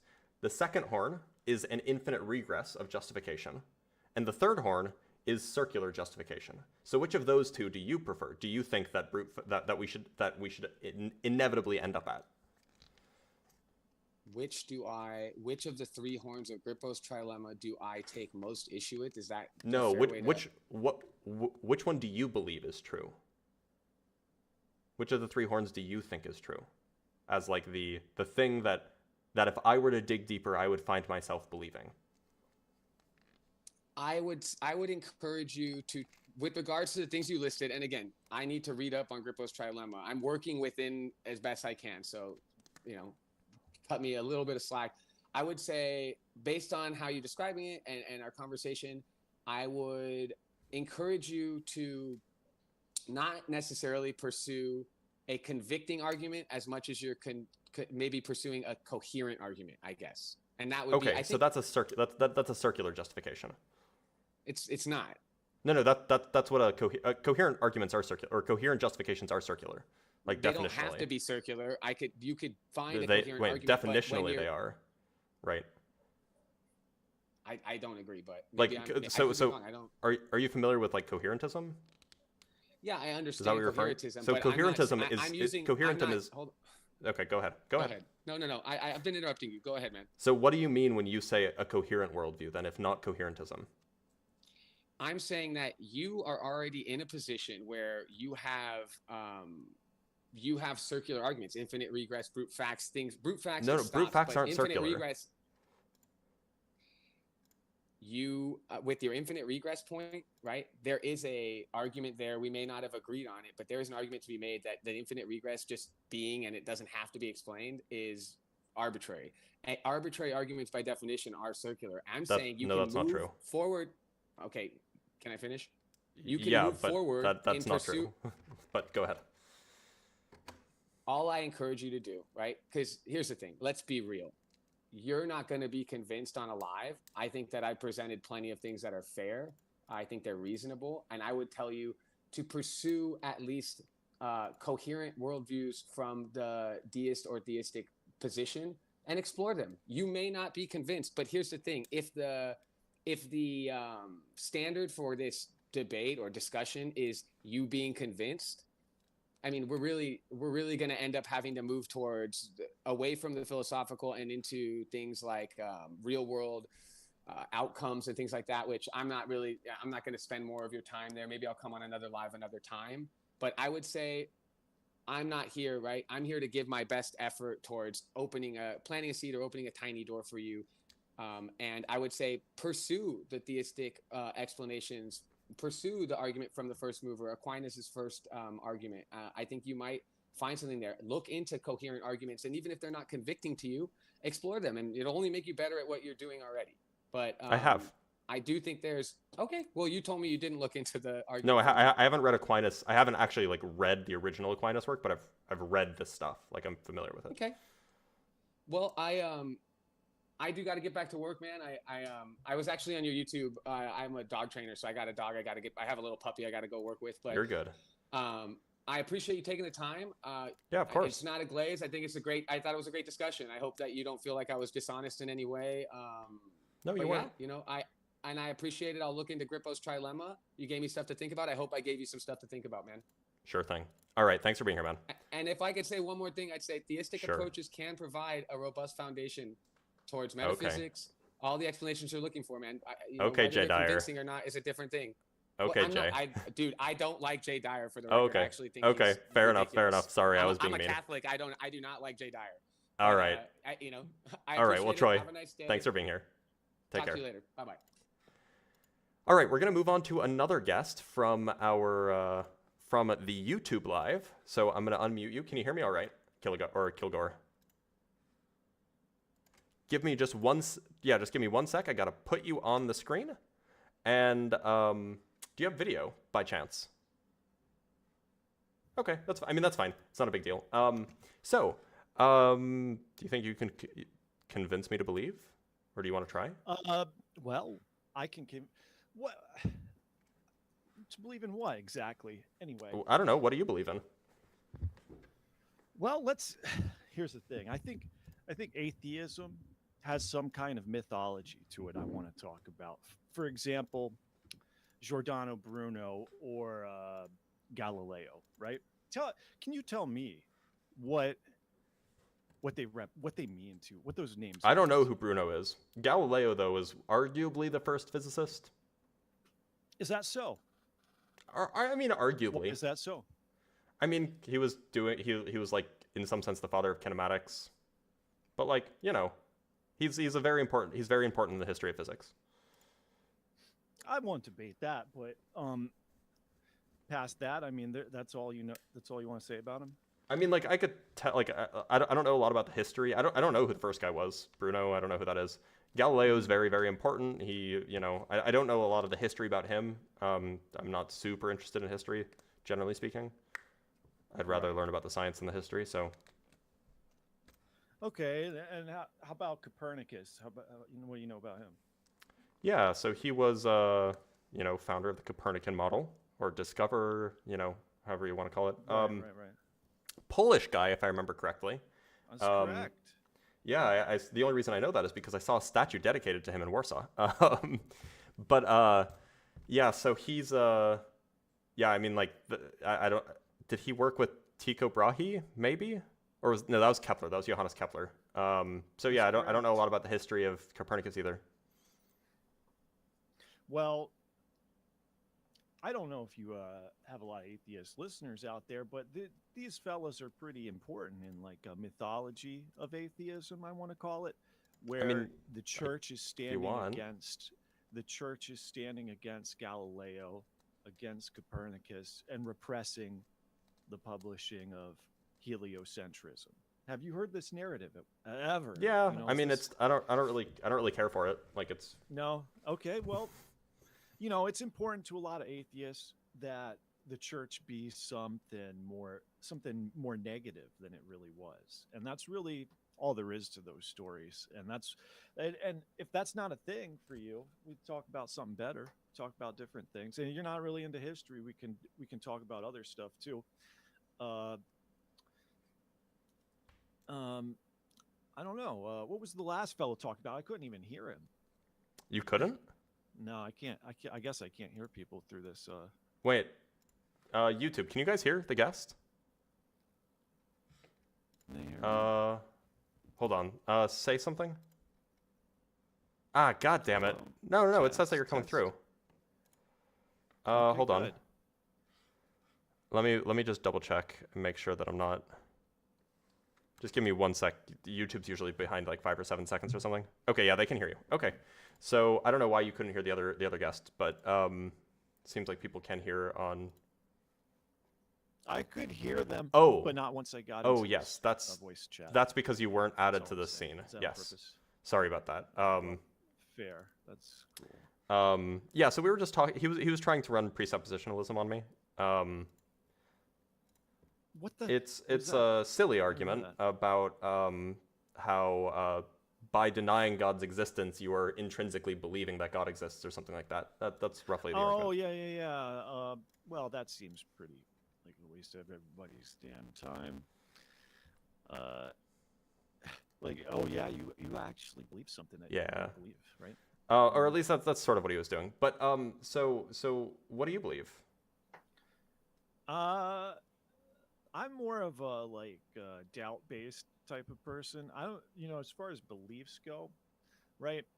I think I listen. In studying history and studying literature, it brings you into the world of theology and religion, whether you like it or not, whether you're interested, whether you believe or not. I'm interested in it, and as you know, my personal beliefs, I don't think they're all that important, but I want to know, what do you think about like completely atheistic faith, such as perhaps Sikhism? Well, it's not completely, but the main thing about Sikhism is Not a lot, but do keep in mind the topic of conversation is, can you convince me to believe? So okay, presumably well, you want to convince me to believe something. I just want to know what you want to try to convince me all of. right. Well, I'll try to convince you of Sikhism. How about that? Okay, yeah, try to convince me of All right. Sikhism, sure. Now, Sikhism is, in a sense, a kind of militant atheism, and the first. If there's one thing I know about Sikhism, it's that it's very much not militant.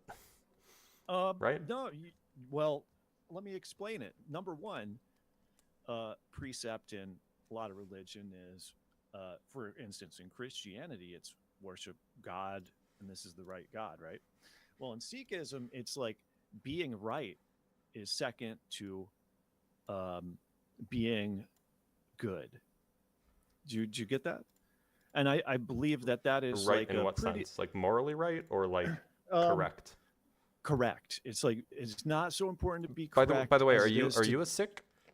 No, I'm not a Sikh. And I'm only trying to convince you of this because it seems like, this is kind of what atheists believe, is that but I'm just not sure if I should trust your description of Sikhism because that doesn't sound right to me. And yeah, well, it doesn't sound right. It doesn't sound right, but you have to understand this about them. They carry a knife with them as a matter of faith everywhere they go. This seems like no, it's true. Bastardization of the religion. No, I'm not bastardizing it. If you are a Sikh, it's like you are a knight of, in a sense, a warrior who has to carry a knife with you, and you wear the turban as a symbol that you're out there to protect people. And this is for protecting. You're not going out there and, being violent or spreading violence. You're out there to do good because that's more important than being correct. And this is from a part in the world where Hindus so and to be Muslims, clear, Sikhism is Sikhs believe in God. So I think that you're just talking at your ass. Well, here's the thing. Does it matter if you believe in God as second importance to doing good things? Do you believe that much? Will you go that far? They are not atheists is the point. So I don't know why you said that they were. Listen, if you want to play this A is A, B is B, categorizing stuff, that's the most boring conversation we're having. Would you but why did you lie and say that they were? Why did I lie? What are you talking about? Let's have you said that they're atheists. Here. Listen, are you trying to have a conversation or be a fucking shithead to me? Because I can fucking hang up real quick if that's what you're gonna play. I'm trying to have a good conversation here, and you're right. You're like typing things in Wikipedia that you like just learned. You can hang up. You're right. Turns out I don't need you. Actually, I have 7 other people waiting.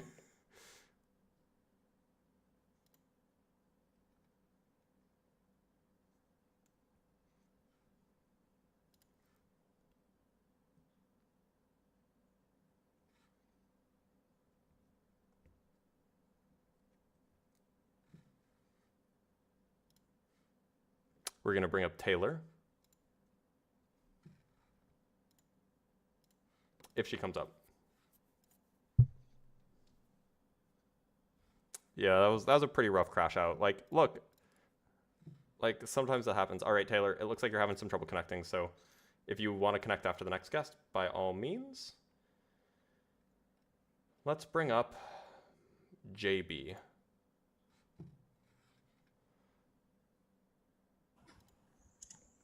JB, how's it going? Hey, hello. How's it going? I'm doing all right. How are you? I'm doing great. Thank you for choosing me, by the way. Of course. So, what do you believe, and what are you going to convince me of? I am Christian. Okay. I was raised as a Christian guy. By the way, there's some echo. Before... So, are you using speakers or? No, no speakers, just the phone. Do you have headphones that you can put in? I do not, but I completely understand it. That you just skip to the next guy. Well, let's give it a go. It actually seems okay now. It seems like it went away. So okay. So you said you were a Christian. Go on. Oh, where'd it go? Yeah. So before anybody makes fun of me, I just want to say I'm here just to be educated. I want to know. I just want to talk to you, and that's all. But JB, So- you're supposed to try to convince me of something, not to be educated. No, but okay, yeah. So what I will say first of all is, do you believe in good and evil? Do you believe in those concepts? Yeah, but I suspect I define them differently than you do. Okay, can you define it for me? I would say something is good if it aligns with my stances, and I would say that it's evil if it anti-aligns with my stances. Okay, so well, I guess my point here is just that in the same way that you can say good and evil, people say that's God and that's Satan. Yeah, but like those are people, or at least Right. entities. I don't think that good is a person or an entity. Well, so what I'm trying to say is maybe it's not like a reality itself. It's just a way to explain reality. That's why I believe in Christianity, because it explains reality pretty good for me. In what But I is mean it- by this is it true? Well, that's what I'm saying. It explains reality pretty well for me, in the meaning like, in the same way that I can act as Jesus Christ would act, I can act also as the demon would act, right? Maybe at this time, today, is a little bit like so mythology or so crazy, bizarre stuff. But at the moment that it was wrote, I think it was very helpful for the people, medieval and stuff like. Let's go back 2,000 years ago and try to explain the things that you know now to those people. I don't think you will be able ever. Yeah, sure, but like the view that there's good and there's evil and it's like God and Satan, it doesn't explain reality, right? Because it doesn't explain why people's views on what's good and evil changes so much, right? Because presumably the good people, the people who followed God, would have never had bad views about what's good and evil. But there are plenty of people who followed God, who were religious people, who thought that slavery was okay. Well, I don't think I got that point.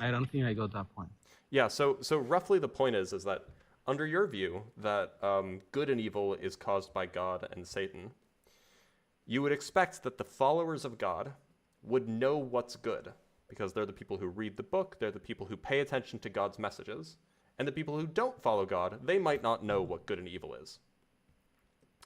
But just historically speaking, there are so many people who were followers of God and thought that slavery was okay, for example. Okay. And so it just seems like it's actually not a good explanation that God is good and Satan is evil.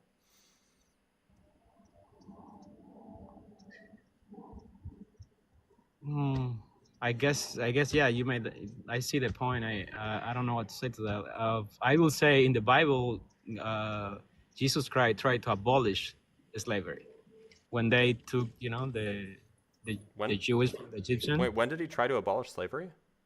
When God sent Moses, or I don't remember what is the name for him. He sent somebody for the Egyptians to take the Jews away from them, right? And yeah, they helped them. So God didn't want Hebrews to be enslaved. Definitely. He's fine with anybody else being enslaved. In fact, there are verses in Leviticus specifically about how to enslave your neighbors. What you should do, what the rules are. It's like, yeah, if you want to buy slaves from your neighbors, here's what you do. Oh, well, I didn't know that the Bible says that, but yeah, it's in Leviticus.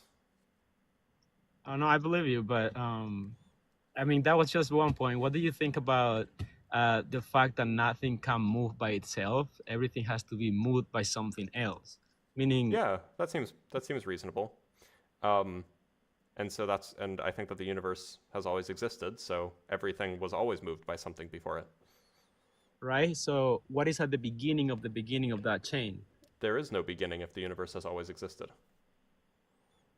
But if you say that something cannot exist by itself or move by itself, that it has to be a consequence of something else, then what is at the beginning of that chain? There is no beginning. There's just a big long chain forever. But then there is a contradiction. Then you're saying that yes, something can actually exist without any type of What thing am I saying? What thing am I saying that can exist without, or that can move without a cause? So I started this point saying that nothing can be moved by itself. Nothing moves with its own, right? Everything that moves is moved because something else, right? Yep, that's what you said. Sure. Now, Right, where did I say that that's not the case? But then you also said that the universe, it created itself and it's always been existed. I didn't say it created itself. I didn't say it created itself. I said it always existed. Okay. I guess I cannot. I don't agree with that, but I cannot prove that wrong. Okay. So, anyways, maybe another point I can say is before religion, it was everything. It was worse, right? Before they start putting some kind of morality into people, saying, "Hey, you don't kill, you don't do this, you don't do that." Like people say it right now. I don't think there was ever a time before religion. No, but you see what I hear sometimes. I hear people saying like, "Oh, I can be good without religion," but literally all the ethicals and moral things that you think you know by yourself has been implemented because of religion. So like, would you say that I don't know, slavery was implemented because of religion, or the Inquisition was implemented because of religion? I guess that's specific. For example, before you will see people more deaths and more killing people, more people killing each other. Before what? Like before Jesus Christ. So, do you know when the most deadly war ever fought was? Sorry? Do you know when the most deadly war ever fought was? What year it was?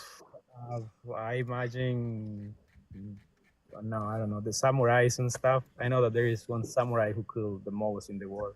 So, it was World War II.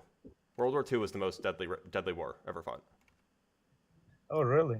Yeah. But by like 40 million people more than the next one.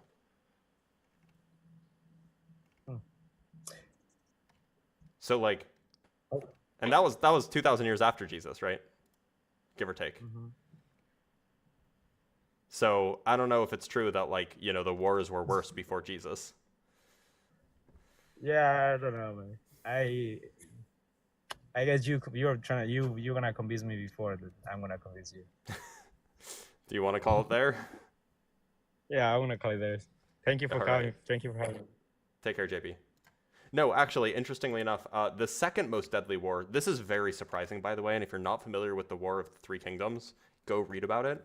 But the War of the Three Kingdoms in China, this was about, this was like 200 years after Jesus, 34 million dead. Like wildly destructive. Like horribly, like most of the most deadly wars in human history, like 4 of the top 5, were in China or China adjacent. Like it's really bad. Like lots of really bloody wars in that part of Asia. All right, let's bring up another guest. Let's bring up Mark.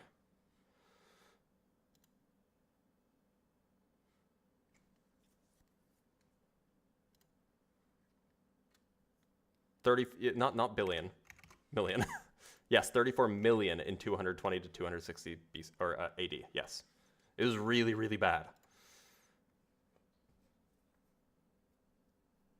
All right, Mark didn't come up. Let's bring up Roger out. Roger, how's it going? Hey, buddy, how are you? I'm doing all right. What do you believe, and how are you going to convince me of it? So I want to abolish religion immediately. I've got a speech impediment, so please excuse me. That's fine, but do you believe in God? No, I don't believe in God. I believe religion was a byproduct of human evolution.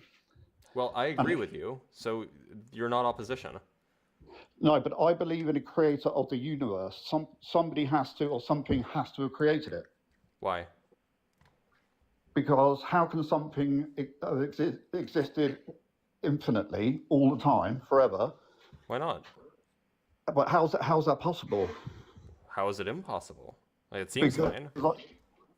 I believe at the moment the universe is still expanding. Is that correct? Yes, it is currently expanding. Yeah, and it's also increasing the rate of expansion. That we're less certain of. Is that the Hubble tension? No, it's not the Hubble tension. So okay. I should be a little bit more specific. So, the universe's expansion is accelerating, but it seems to be the case that the acceleration is decreasing. Right. Okay.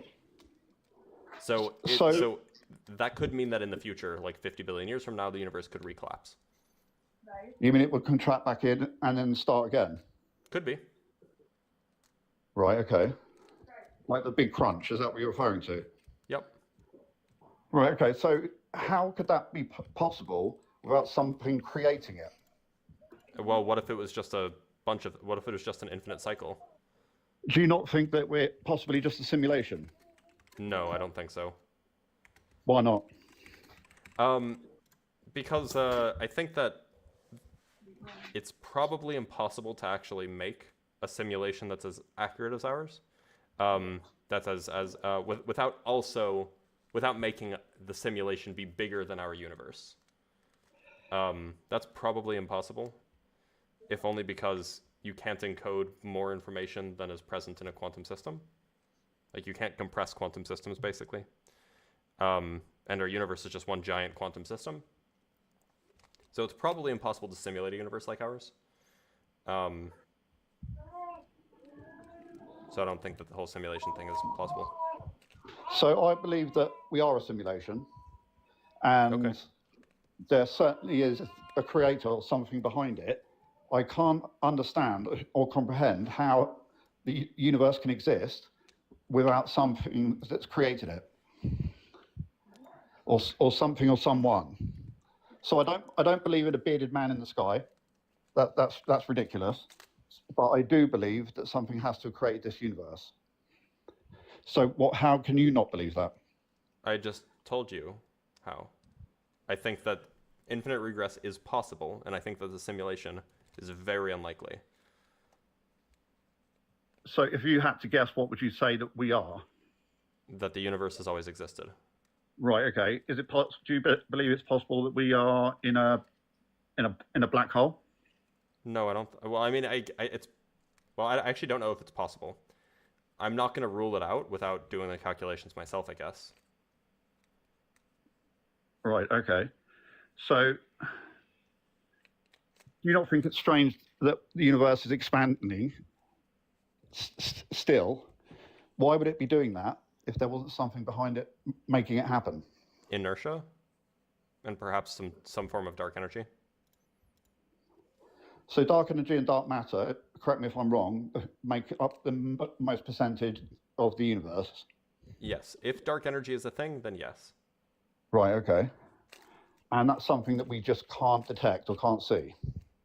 We can indirectly detect it, but we've never detected dark matter directly, and dark energy isn't something that you could even in principle detect. Well, okay, that's not true. It depends on what kind of dark energy it is. Is that the case that our galaxy, for example, should have spun itself away, but it doesn't? Roughly, yeah. Right, okay. There's other indirect ways to detect dark matter as well. Through gravity? Yeah. Right, okay. So if that is the case, something or someone has done that deliberately so that this universe can exist. Why do you think it was deliberate? Because our galaxy, for example, is a spiral galaxy, and technically it should have spun itself away, but it doesn't. Well, because yeah, except maybe it shouldn't have spun itself away because there's matter there that we can't see. Exactly. So that's been done deliberately. Would you not say? No. Why would I say that? Because surely it's a deliberate thing that someone has done so that the galaxy. Why is it surely deliberate? It seems totally not. It seems like it's totally possible for it to be natural.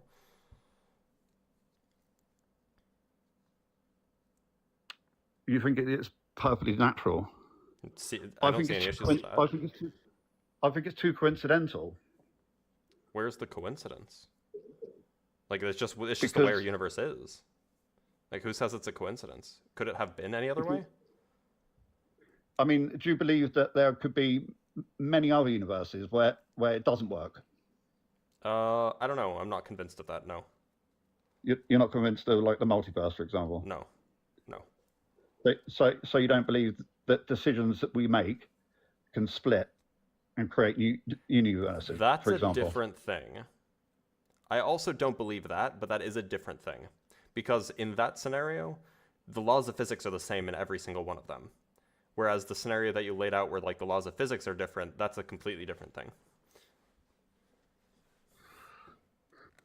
Right, okay, fair enough. I'm just trying to convince you that there must be a creator. There has to be. Why? How can something have always existed and not have been created? Very carefully, I guess. Sorry, that was a meme. I just don't see the issue with it.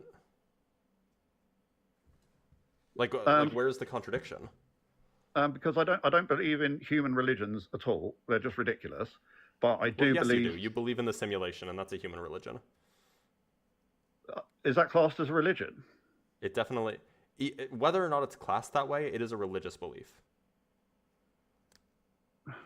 How? Can you define that for me, please? Yeah, you believe that there is a creator of our universe, and that this isn't the true reality. It's just as much a religion as Christianity is. Yeah, but it isn't a belief system that kills, destroys, and causes carnage. Yeah, give it a few years, and then we'll have the simulation wars. Right. Okay. So if we find life on other planets soon, do you think that would create havoc when it comes to religions? Maybe some of them. Right. Okay. Okay. Well, it's been really nice talking to you. I just wanted to basically just see if you had an open mind to a creator of the universe as opposed to a bearded man in the sky. No, you know that no one believes in a bearded man in the sky, right? I'm just generalizing, but you know what I mean. It's not a useful generalization. Because you believe in the same thing, you just call it something different. Okay, yeah, fair enough, but it's not something that is acted on and causes any carnage or any trouble. Well, not yet anyway. Anything else we want to talk about, or should we call it there?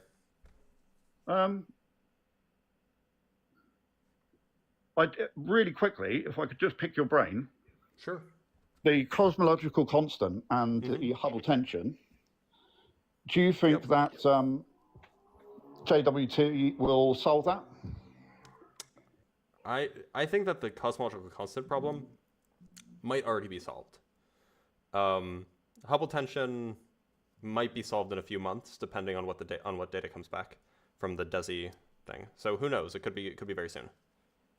And also, when I listen to like podcasts, I hear people like you talk about sigma. Could you tell me what sigma is, 8. please? I have no idea what sigma 8 is. I haven't actually gone and read about it. Right. Okay. Sorry about that.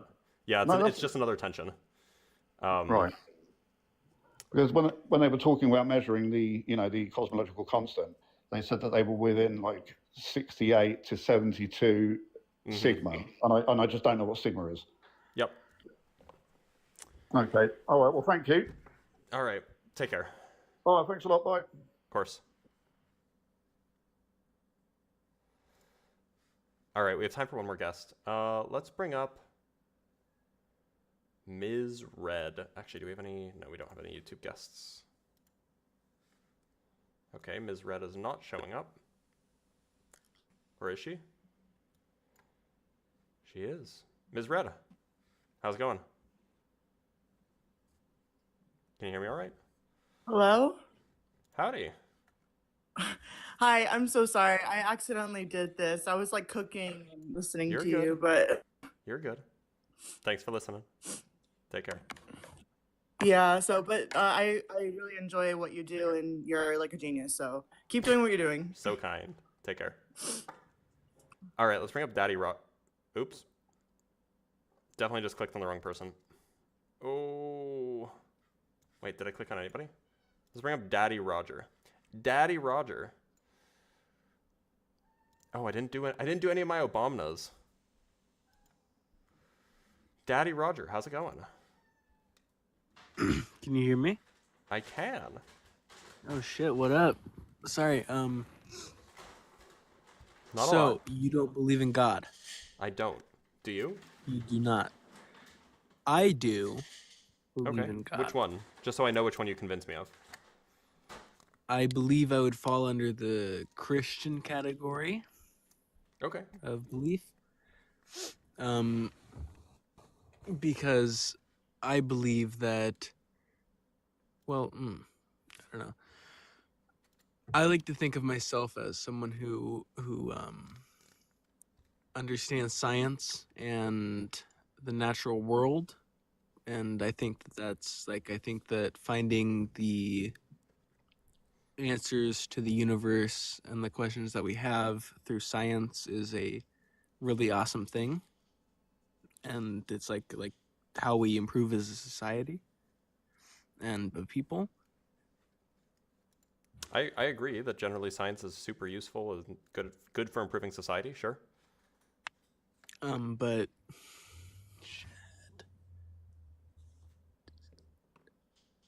You good? Oh, Andy left.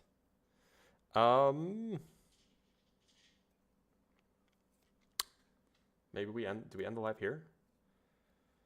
We still have a lot of guests, but it's getting late and my throat is getting sore. I think I'm actually going to end the live here. So for everybody who's been watching, do know, I know that there's plenty of you on TikTok, do know that you should be following me on YouTube. I'm going to keep doing these on YouTube even after TikTok goes away.